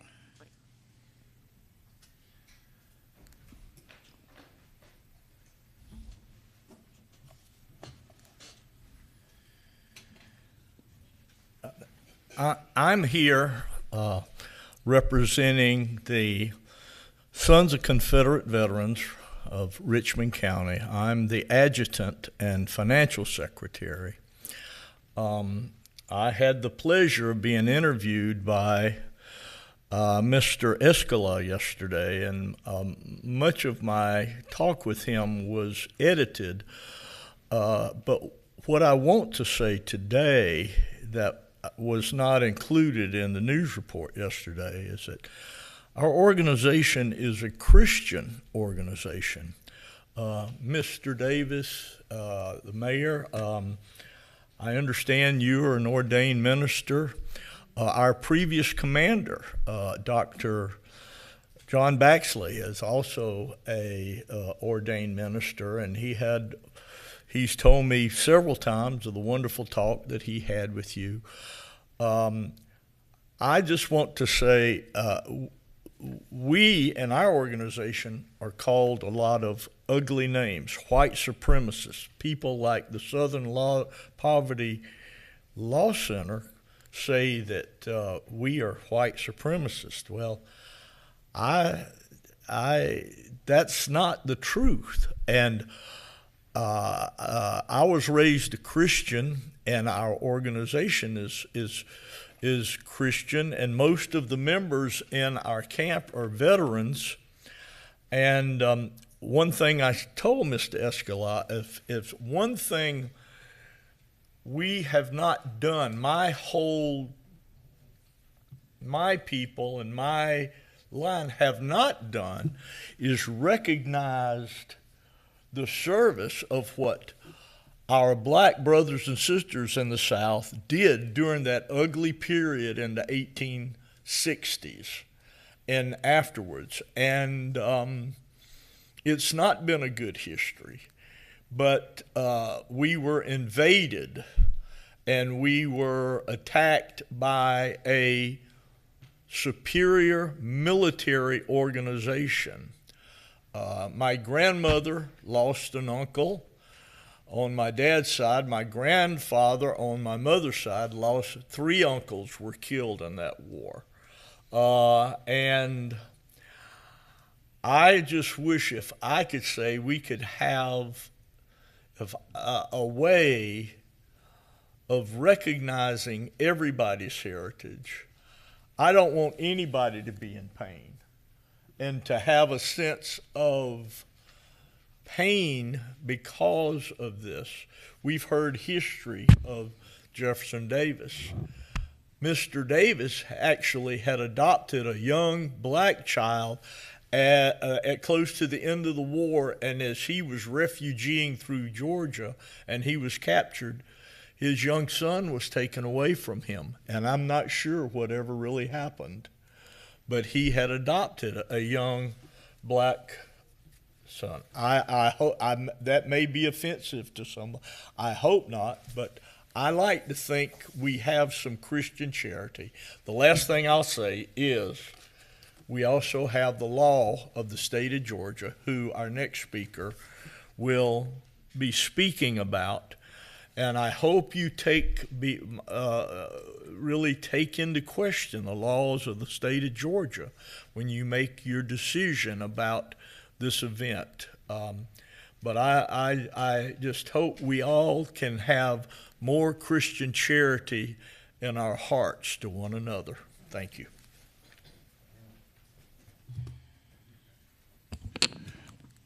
Thank you, sir. Madam Clerk. Delegation I, Mr. Martin O'Toole, Jefferson Davis Bridge Memorial Plaque. Mr. O'Toole, you are the final speaker from a delegation perspective. You have 5 minutes. Thank you, Your Honor. Your Honor, members of this august commission, pun there, Augusta Commission. At any rate, I wanted to talk a little bit about the law. I am the spokesman and the director of litigation for the Georgia Division of the Sons of Confederate Veterans. A little history also. You may remember in 2001, under the administration of Governor Roy Barnes, we changed our state flag. At that time, as a part of the compromise, we also introduced what we call the Monument Protection Act, codified as OCGA 50-3-1. In 2019, that was again amended to add damages as a remedy in the event of an unlawful removal. The Sons of Confederate Veterans has filed a number of lawsuits around the state of Georgia. You may not be aware that Monday last week, the Georgia Supreme Court ruled in 2 of them, in Henry County and Newton County. And I regard that as a victory for the Sons of Confederate Veterans.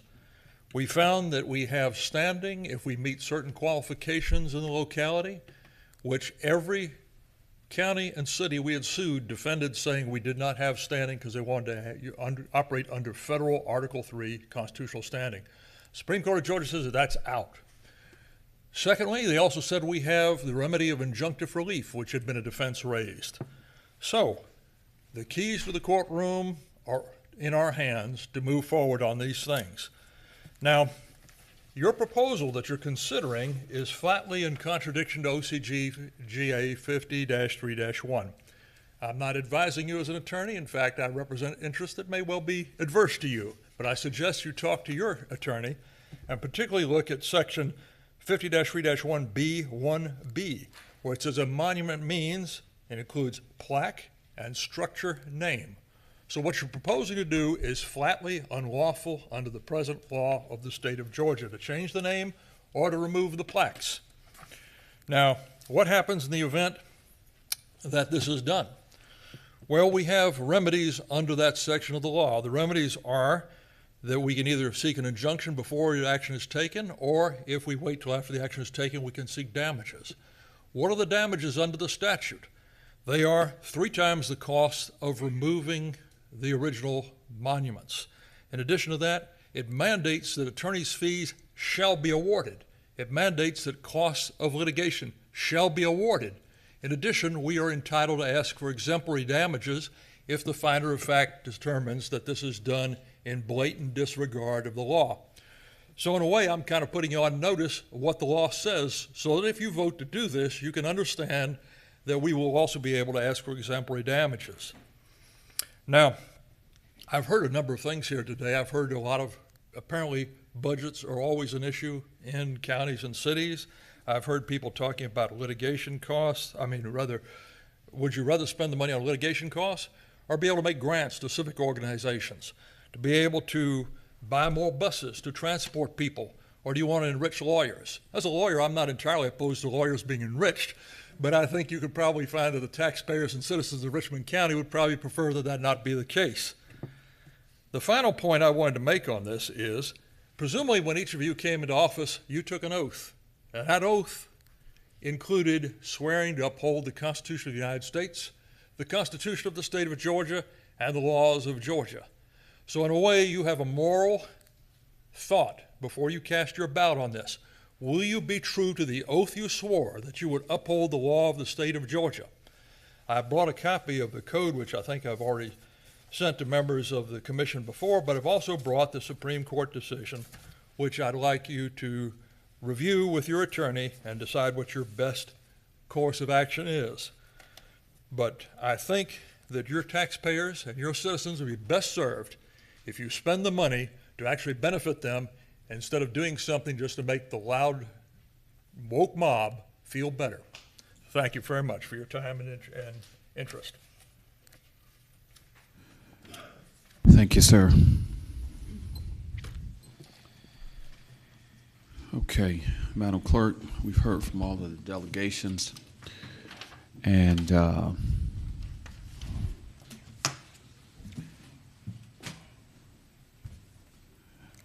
all right, we're going to read the caption to item number 15.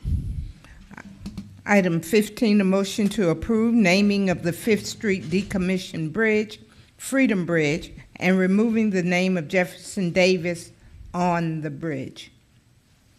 All right. Thank you, Madam Clerk. All right. Chair recognizes the commissioner from the 7th. Thank you, Mr. Mayor, and thanks for all the speakers for, against, everything. Thank you all for coming out and being a part of this. Because I had one person reach out to me, represent 25,000 people, and one person reached out to me on this issue. So it's obviously, seems like a very polarizing issue on either side. I think that, you know, we're represented to make sure we're inclusive of everyone and representing everyone. I think that the first question I have, based on what I've heard, is whether we have, can we make this change? And I think that at some point we're going to have to ask the attorney that, Mr. Mayor, I want to get done here in just a second. And if he's not ready, to answer that, then I hope we don't vote on that today, because I don't feel comfortable voting until I hear that from him. But I also think that for me, the name of the bridge is the Fifth Street Bridge. I think our city, CVB, DDA, I mean, they've been marketing this bridge as the Fifth Street Bridge. I'm not sure if calling it Freedom Bridge makes any real sense of like the why behind it. I think that it's the Fifth Street Bridge. It's been known as the Fifth Street Bridge, and it's marketed as the Fifth Street Bridge. So I'm kind of, that's where I'm at on that piece of it. But I definitely understand how removing plaques and changing names and whatnot moves the city forward in a way that is inclusive of everyone. But I would like to hear from the attorney on whether this body has the ability to do that, or does 50-3-1 hold up and we're up here, really trying to vote on something we can't do. Thank you. All right. Chair recognizes parliamentarian. Thank you, Mayor Davis.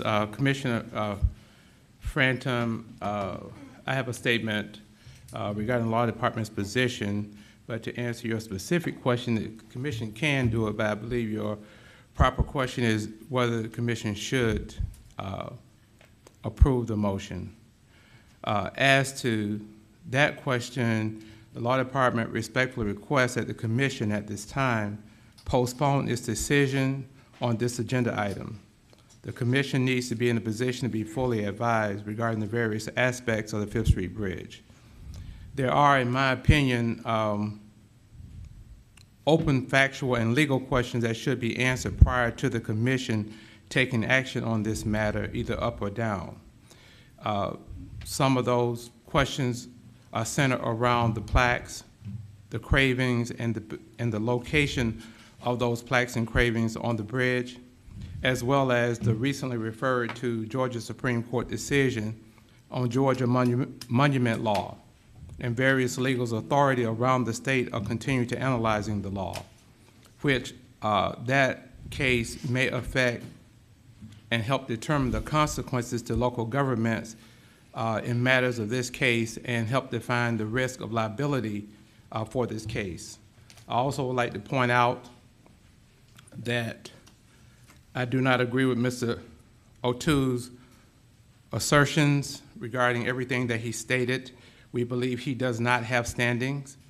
We believe that the fines and the attorney fees under the Georgia law are very well may be unconstitutional, and we believe that other plaintiffs would have to come forth than Mr. O'Toole or his group in this matter.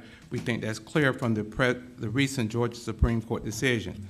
However, I believe most importantly that there are certain aspects about this bridge which I do not think prudent to discuss in public in the form of legal advice to the commission that needs to be addressed prior to the commission making a decision.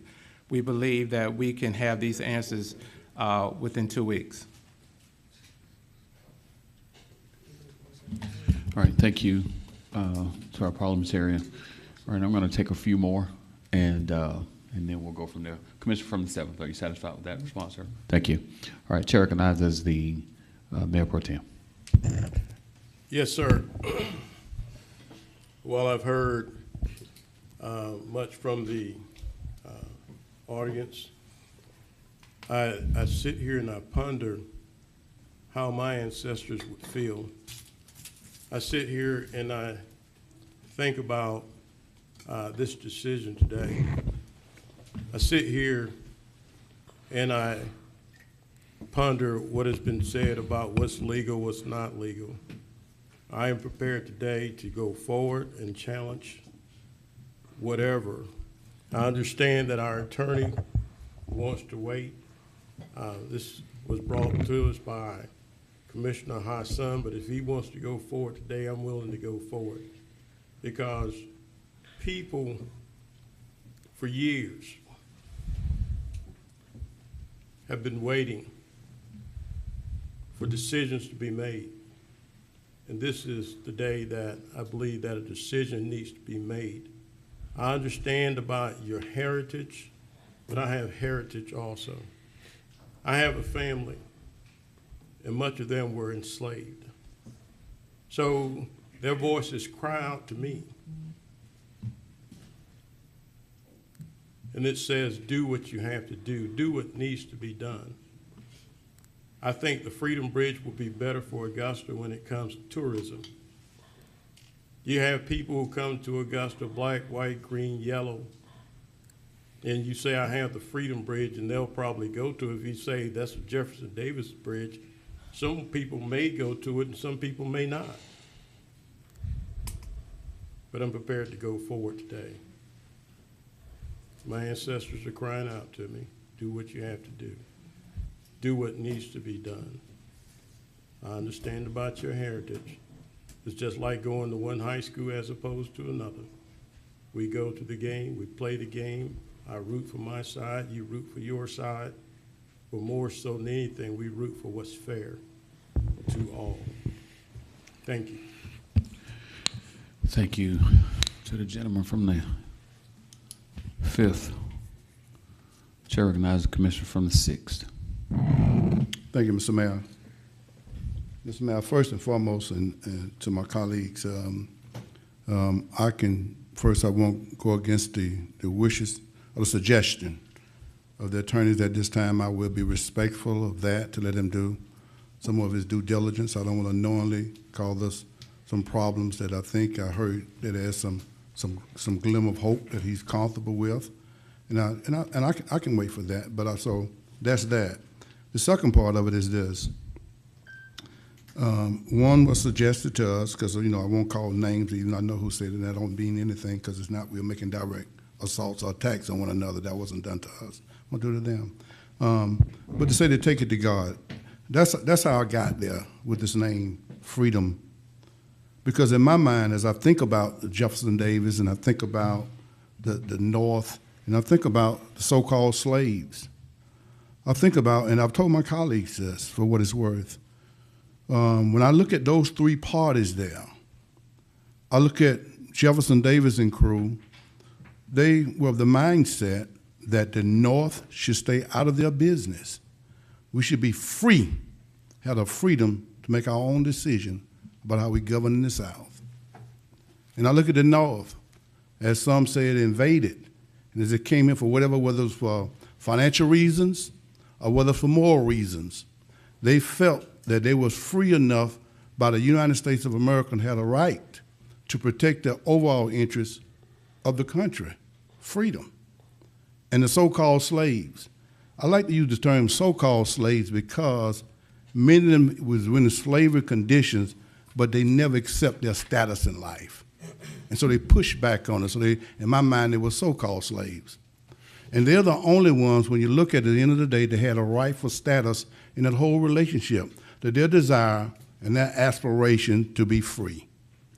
So for me, the name is very, very appropriate, more so than any other name, because all parties wanted freedom from something, even though they was different, but they wanted to end up in the same place of what they wanted and how they saw freedom at the end of the day.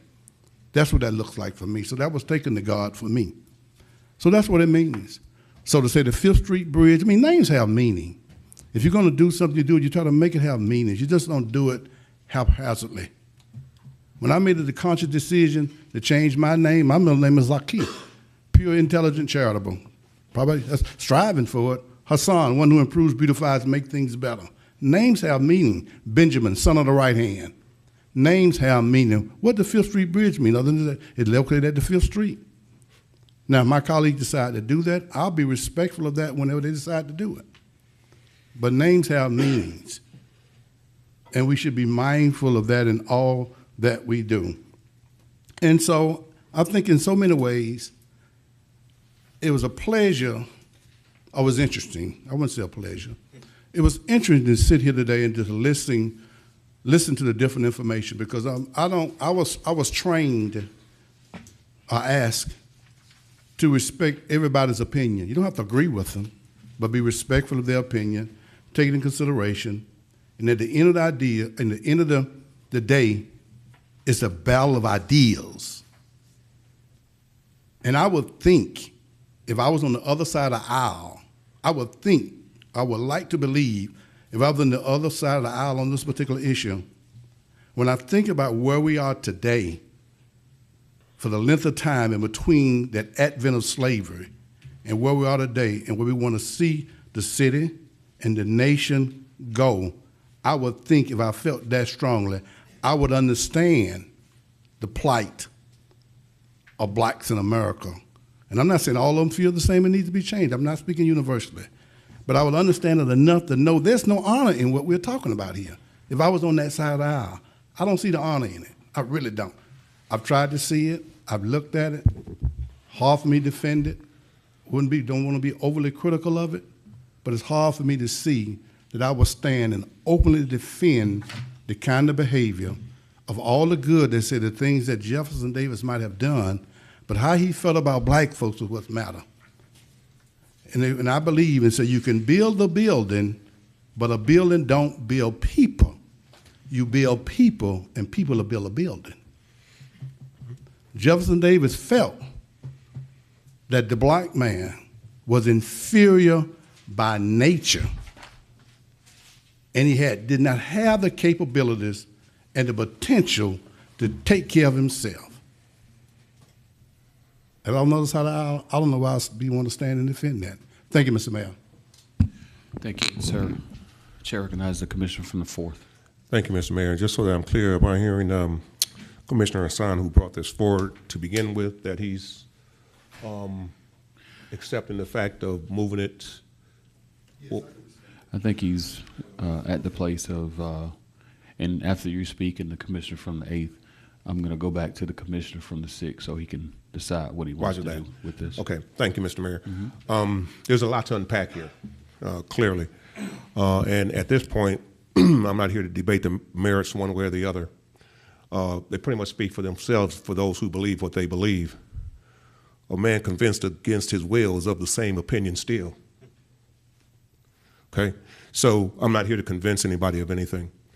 But what I do want to do, as we're looking at this holistically, is to look at the impact, and let's unpack what we're looking at here. Now, as I look at this motion, to approve the naming of the 5th Street decommissioned bridge, Freedom Bridge, and removing the name of Jefferson Davis on the bridge. What I do not see here is anything about removing the plaque. So if in fact that's something that was a part of this, then we need to make sure it's in there. If it's not, then as I've heard some people say, the plaque remains, they're fine, whatever the case may be. So we may have reached a happy medium. I don't know. But I want to make sure that the maker of the motion, whatever that motion is encompassing the entire depth and breadth of what it is that you're looking for in this motion. So as we take this pause or whatever is going to happen, let's look at this from the holistic standpoint and figure out what is it that we're trying to do, what is it that we can do, or what is it that we can't do, and let's try to get on one accord and make that happen. Thank you, Mr. Mayor. Thank you, sir. Chair recognizes the commissioner from the 8th. Thank you, Mayor. So I have a series of questions surrounding this and the information that we heard today. You know, it's interesting that we heard today that city officials met out there and told some groups that nothing would happen, and I'm kind of curious to see who those city officials were. But in regards to the decommissioned bridge, and this question is for the attorney, do the same laws apply to decommissioned structures that apply to other monuments, say the one on Broad Street? Chair recognizes parliamentary. There's a question whether or not there is a monument on that bridge. A bridge itself is not a monument, but to the extent there's a monument on that bridge, the same law would apply to a monument located other places. Okay. Not sure that was a full answer, but I'm just asking about the decommissioning part because if you look back at the history of the 5th Street Bridge, at one point we were just going to tear it down, and then we decided to make it this pedestrian bridge. And so I'm just curious if the same outcry would have been had if that bridge was torn down. And, you know, I think that as we're walking through these decisions that we're talking about making here, You know, we just have to really look fully at what is the intent, and as well as, you know, do these same laws keep us from tearing down dilapidated bridges that might have a plaque on them? And well, I believe the gentleman is, you get real warm with your use of words, bridges versus monuments. And, okay. Well, okay.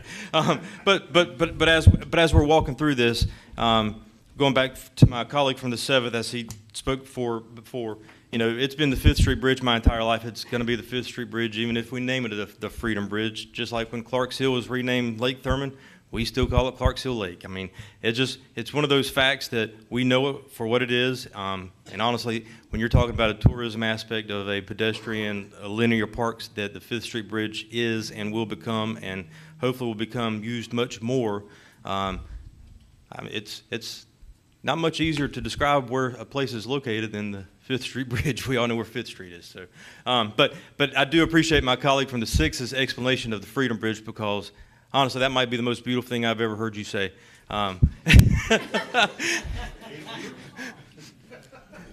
So,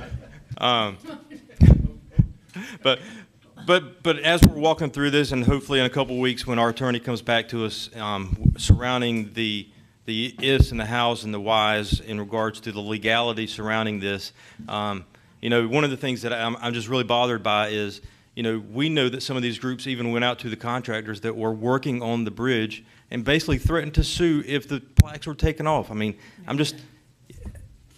it's just amazing that this is the standard operating procedure for people that are very committed to preserving heritage. And, you know, I'm from the South. I've always lived here. My parents are from the South. My grandparents are from the South. And I can't imagine that a plaque on a bridge is something that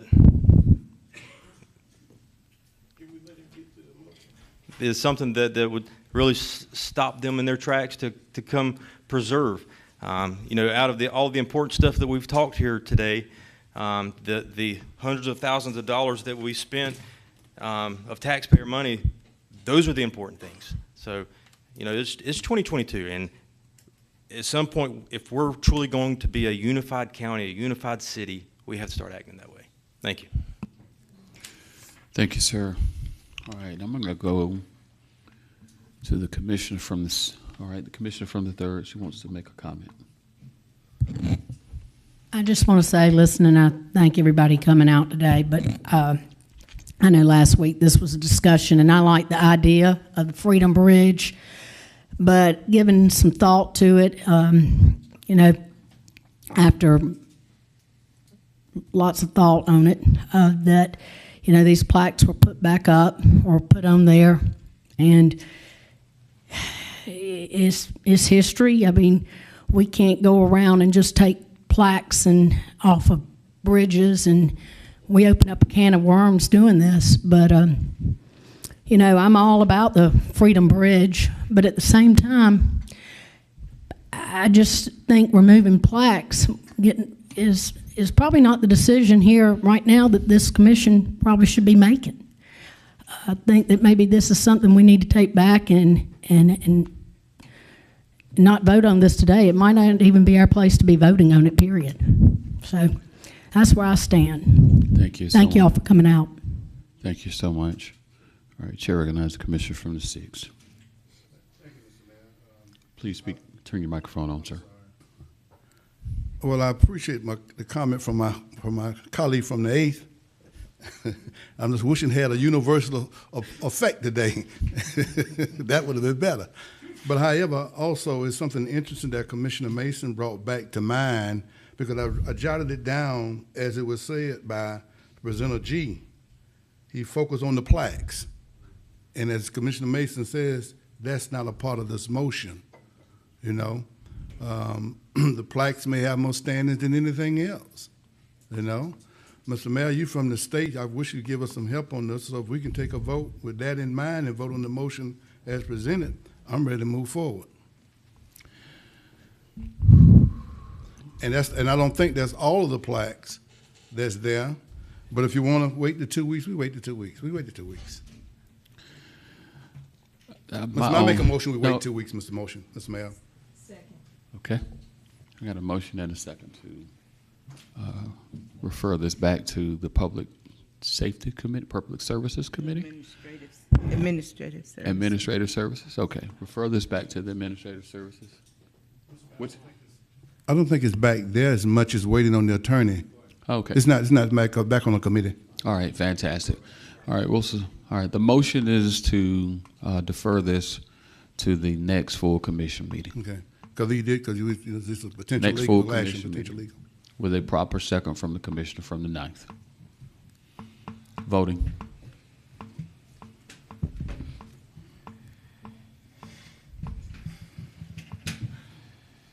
Mr. Mayor.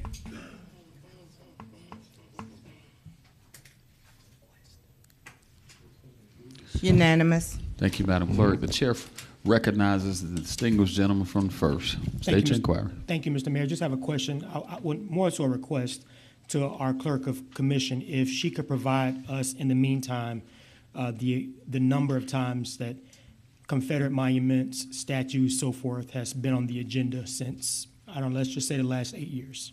How many years? How many times this item has been on I know the you agenda? said in the last, you gave a number. 8 years. 8 years. Yes, ma'am. Thank Okay. you. Mhm. Thank you.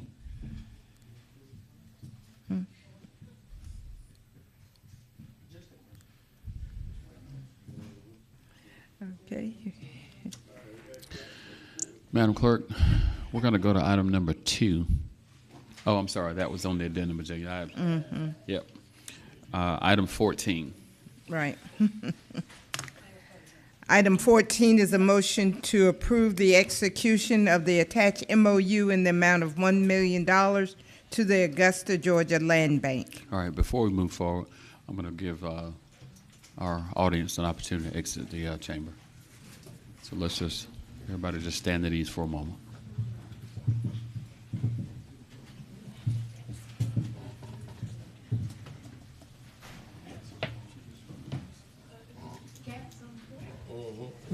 Now go to, now go to Franum first. Hey. I'd ready to get seen for the damn day. He gonna come back the same day. I agree. You know, right. Yeah, I agree. Yeah, I'm not used to wearing yellow. It looks good on you. Yeah.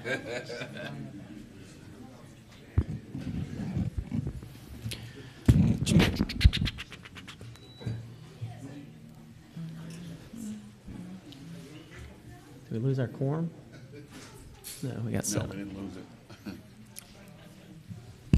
Again, I'm going to ask our gallery participants if you can take your conversation to the outside. We've still got a lot of business left. All right. Thank you all for coming. There you go. You would think he at church.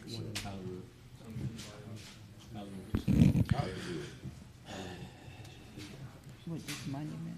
Okay. Okay. Okay.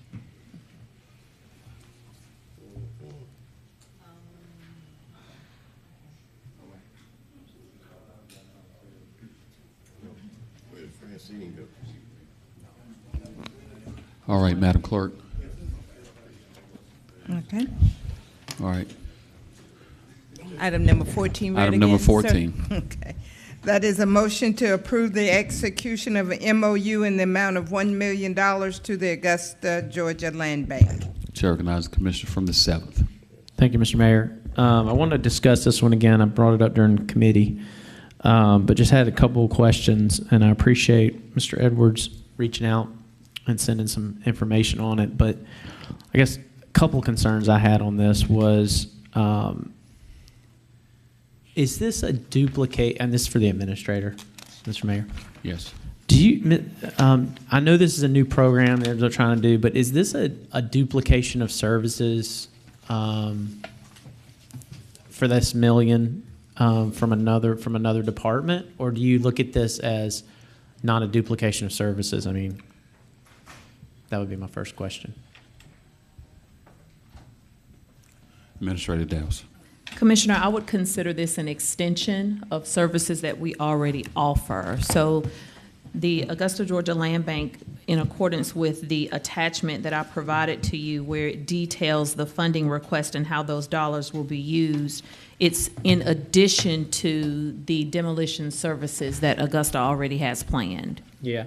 And I appreciate, I don't see anything in here, but I appreciate that. And the reason I said that too is because and the mayor and I've talked about this before, the CDBG funds, there's opportunities there for dollars. And, I think you said you added $150,000 extra to the 2023 budget for this as well.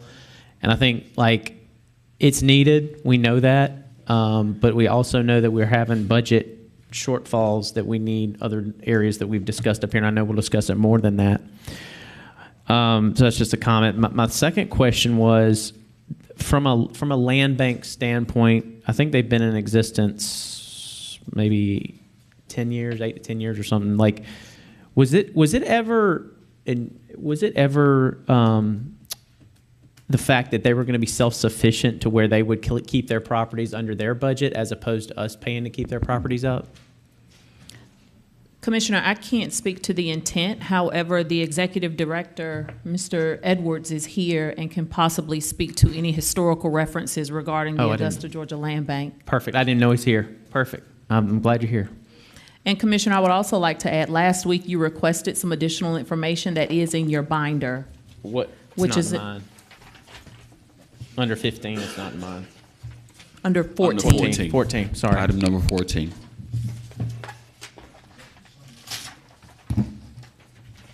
The very last page is an excerpt from Administrator Donald's presentation given in February of this year. Got it. Mr. Edwards, can you speak to kind of what I mentioned, the self-sufficiency, and then can you give a very broad overview of the million? Yes, sir. So your Augusta, Georgia Land Bank has actually existed since 1996. It's had several names, Richmond County, Augusta, now Augusta, Georgia. So you'll see some properties, if you ever did a search on GIS, under multiple names. But to the point of self-sufficiency, so the organization has always been a quasi-arm authority for your government, state authorized through intergovernment agreement signed by this body for the purpose of existing to bring those tax delinquent properties back on the tax roll. Primarily its function before my hire in 2019 was an auxiliary arm of your Housing and Community Development Department to help to facilitate taking tax delinquent parcels, putting them in the hands of nonprofit organizations to develop affordable housing. The cycle that we are addressing is not the creation of affordable housing. We are using that as an end to deal with blight. And so programmatically, it is different than anything that has been presented to you because it gives you the opportunity to actually own the parcel. The cycle that this body is in when it comes to revenue, when it deals with dilapidated property, vacant lots, abandoned property, is you never take ownership. And so you can never stop spending money. You can go through code enforcement as presented last week. You can condemn a house. You can tear it down. You might get that feedback on that now upside down parcel, but then you still got to cut grass. If you take ownership of the parcel, you can redevelop it and get it back on the tax roll. And so that was the purpose of creating something, once your blight ordinance was approved, that you can take ownership of those properties in these communities and stop spending money on them. Okay. All right. And then it was $500,000 for 2022 and $500,000 for 2023. Is that correct? Yes, sir. Okay. Thank you, Mr. Mayor.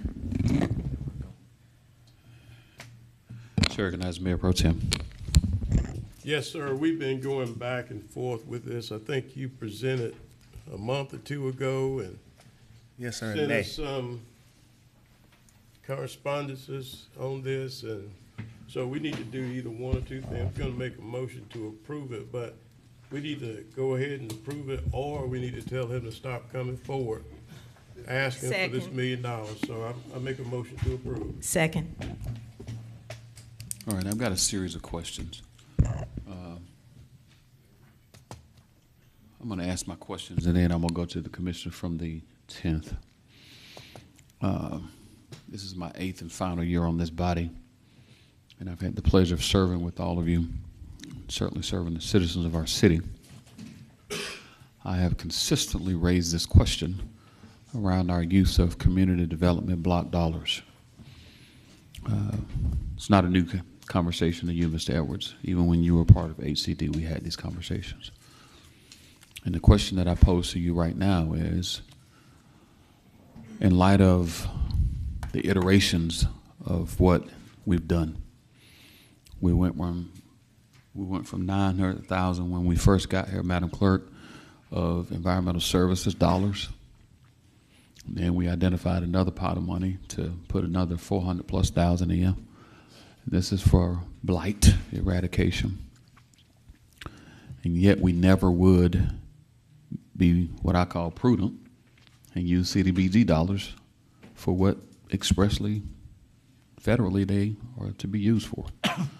So my question is, Mr. Edwards, could we not have taken a part of the CDBG dollars and supported what it is you want to do, particularly from a blight and a land bank ownership perspective, and do much of this work, and then simply backfill with ARP dollars?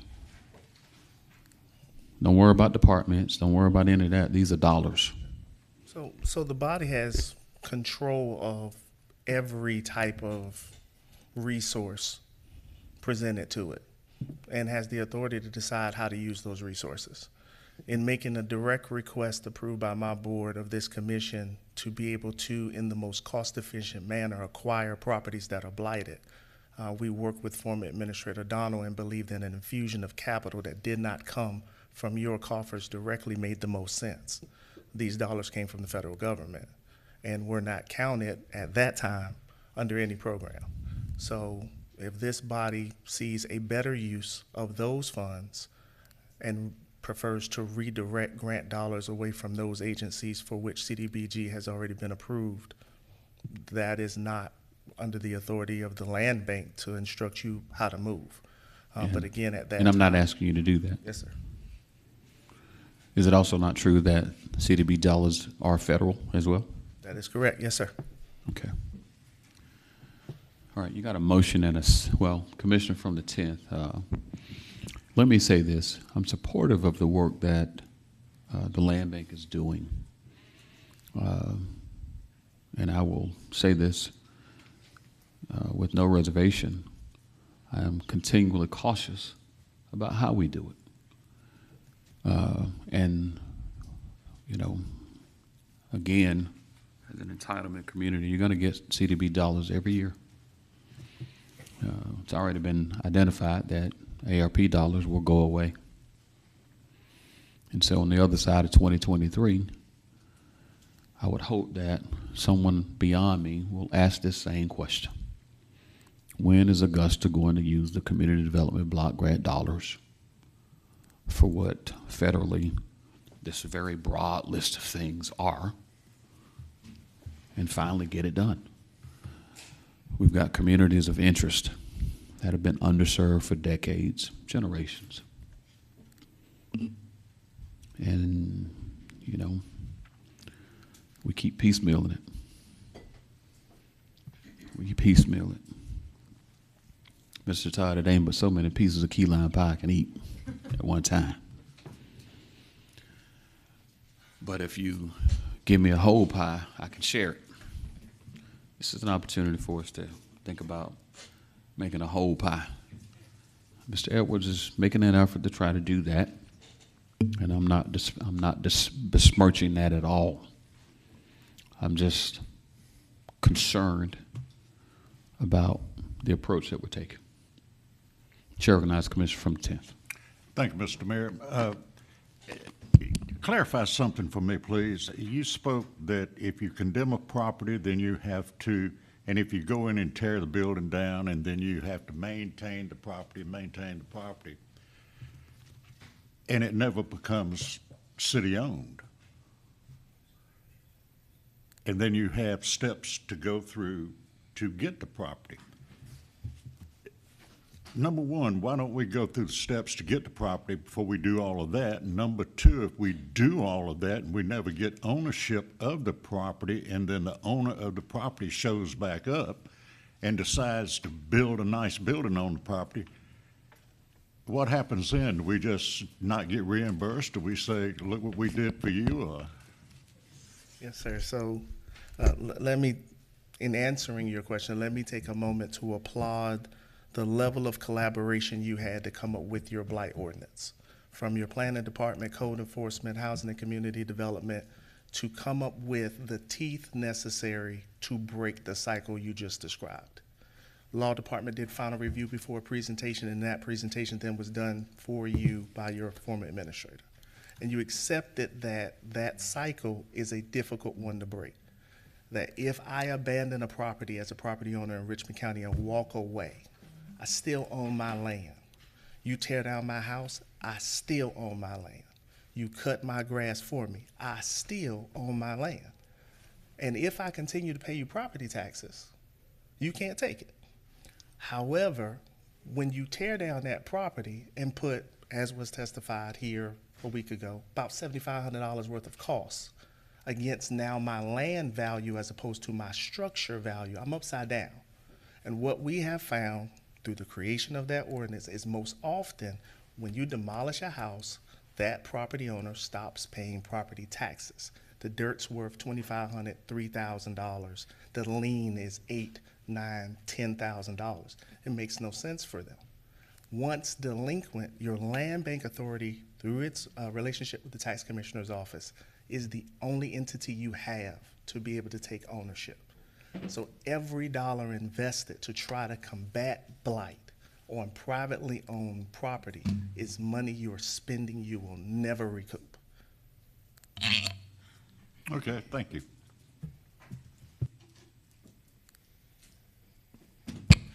To recognize the commissioner from the 8th. Thank you, Mayor, even with the weird face you gave me.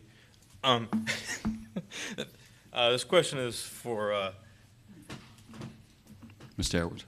yes, I'm sorry, I'm trying to read and talk at the same time. It's been harder one of them than chewing days. gum. But I see here where the $1 million, where $266,000 are going to be used over the next 4 years for the program administration of this. Will that fully sustain your program, or do you see any need to come back to? There won't be any necessary return to the floor in order to request more funds. The reality of how we plan to operate, this first tranche is primarily going to start to deal with some code issues that are already in place that need to be rectified. We've got overgrown lots in inventory as we've continued to accrue property. We've got houses that have to be demolished. We need to get in line with code enforcement as well. Once that's done, we're going to be focusing our efforts at that point on properties of interest to investors in our community, some of which we work with right now that buy property through our processes every day, well, every month.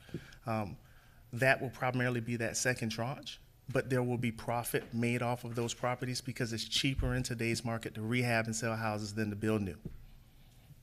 All right, thanks, sir. Thank you, Mayor. All right, I appreciate that because I've now got another question that you prompted. Mr. Edwards, in light of what you're proposing, there's a lot of conversation about working with code enforcement. What about zoning?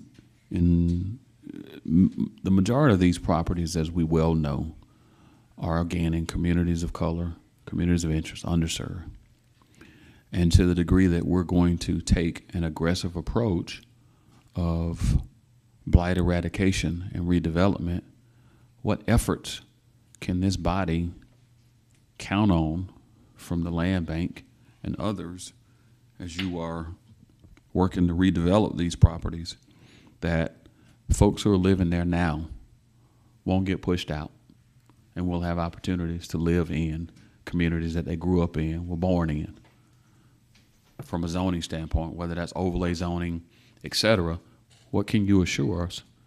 And if not them, me.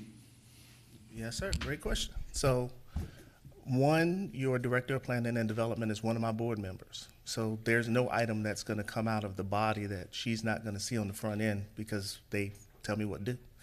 But then secondly, because we are doing a program that is focused on single-family detached housing acquisition, for the purpose of creating home ownership. Through a rehab program, you're not going to highly escalate the valuation of property. I'm not going to be able to acquire something for $7,000 and make it manifest into something that's worth $300,000. That's impossible based on comps. But our goal, as written in our policies and procedures, also requires that we have community engagement.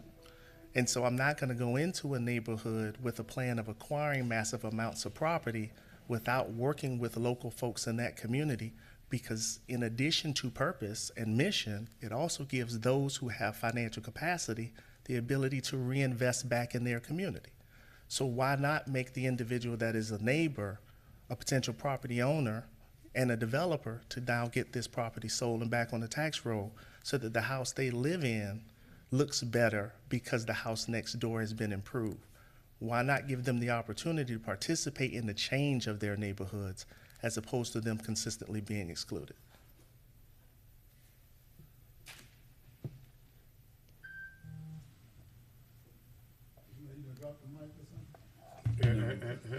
No, TD Jake said, don't drop the mic.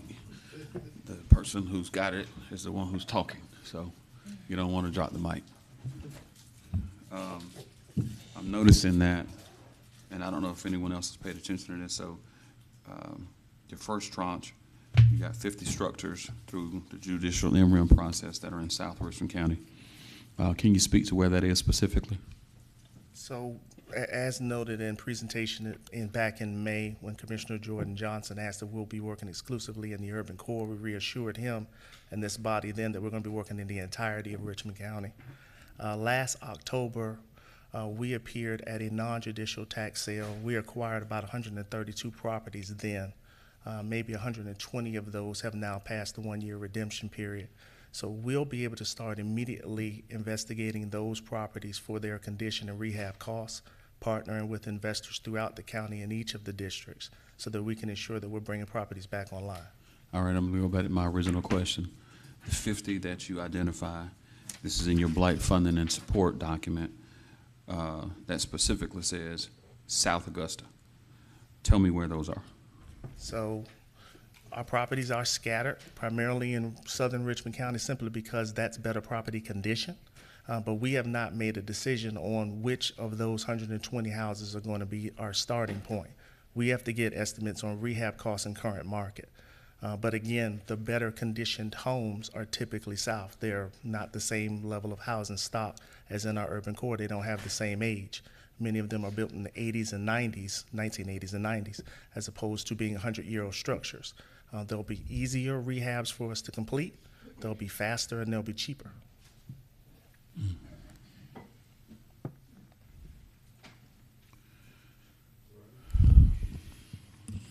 Madam Clerk, I've got a motion and a second. Yes, sir. Oh, sorry. Chair recognizes Mayor Pro Tem. You're going to speak first. No, I'm good. Okay. Voting.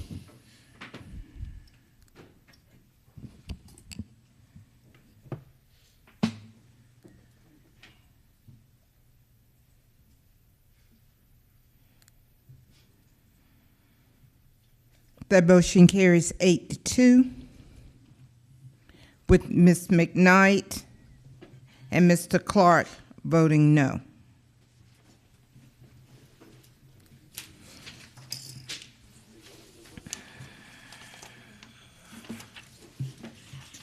Thank you, Mr. Edwards.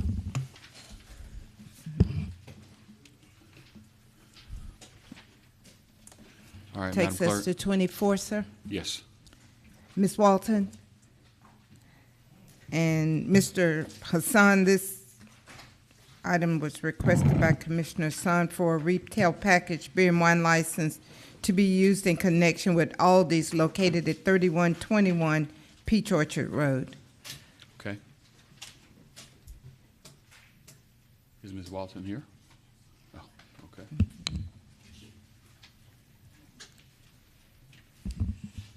Good afternoon. Is the representative for Aldi's in the chamber? I need you to come forward, please.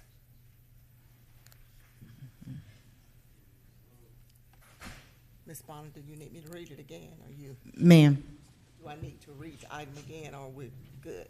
you could go ahead because I didn't. You can go ahead for the record.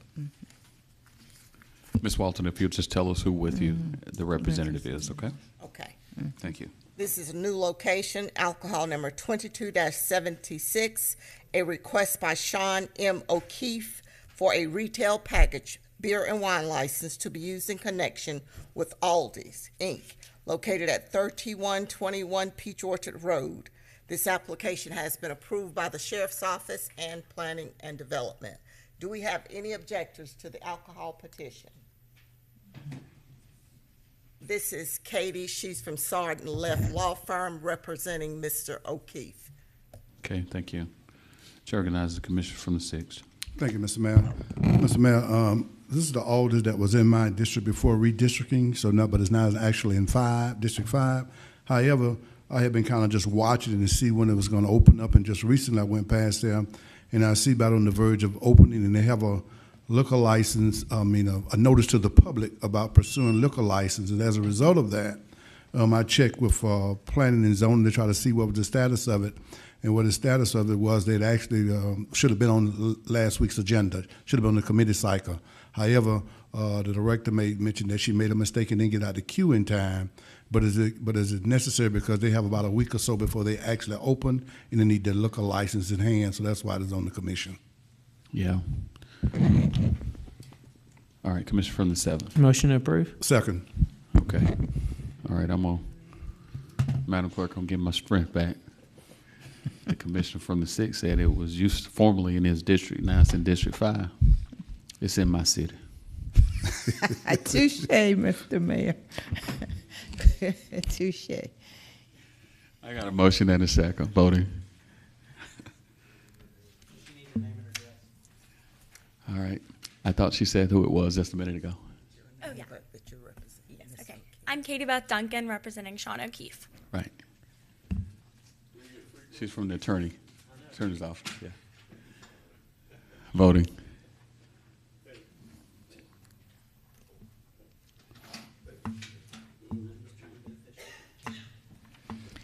It's unanimous.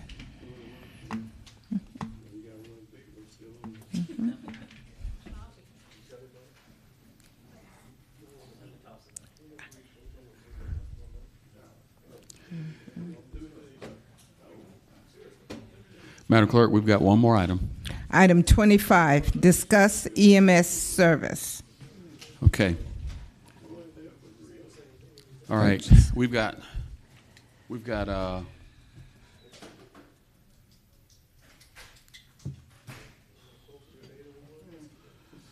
okay. There's been a lot of discussion about this already. This is placed on the agenda by the commissioner from the 6th. Commissioner from the 6th.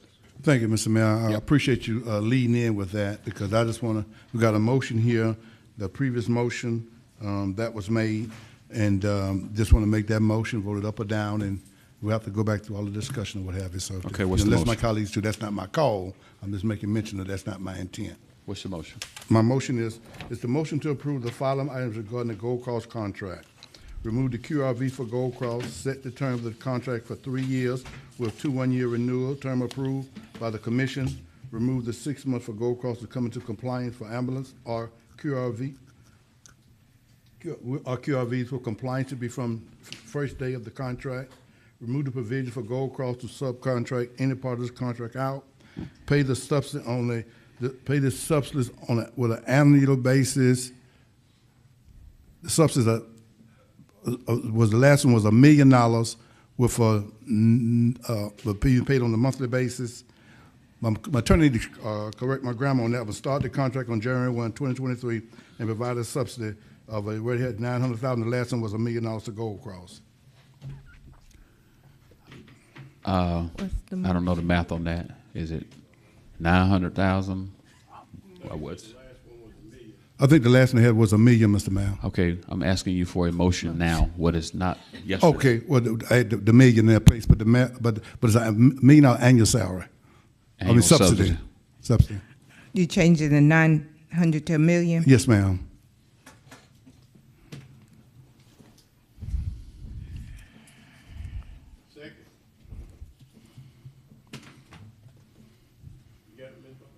Yes, sir, I got you. Voting.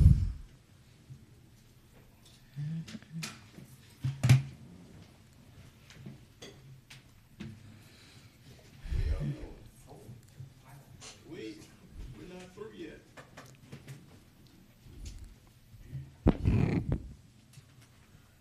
That motion fails 4-5-1,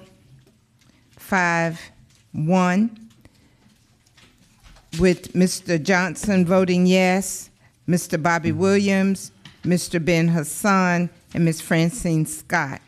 Voting no, Mr. Dennis Williams, Mr. Alvin Mason, Mr. Sean Franham, Mr. Brandon Garrett, and Mr. John Clark.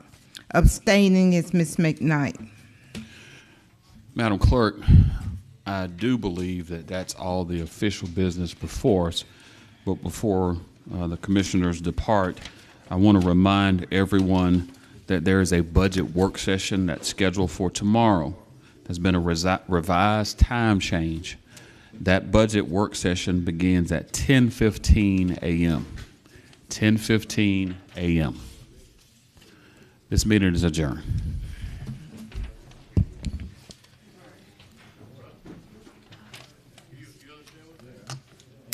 426.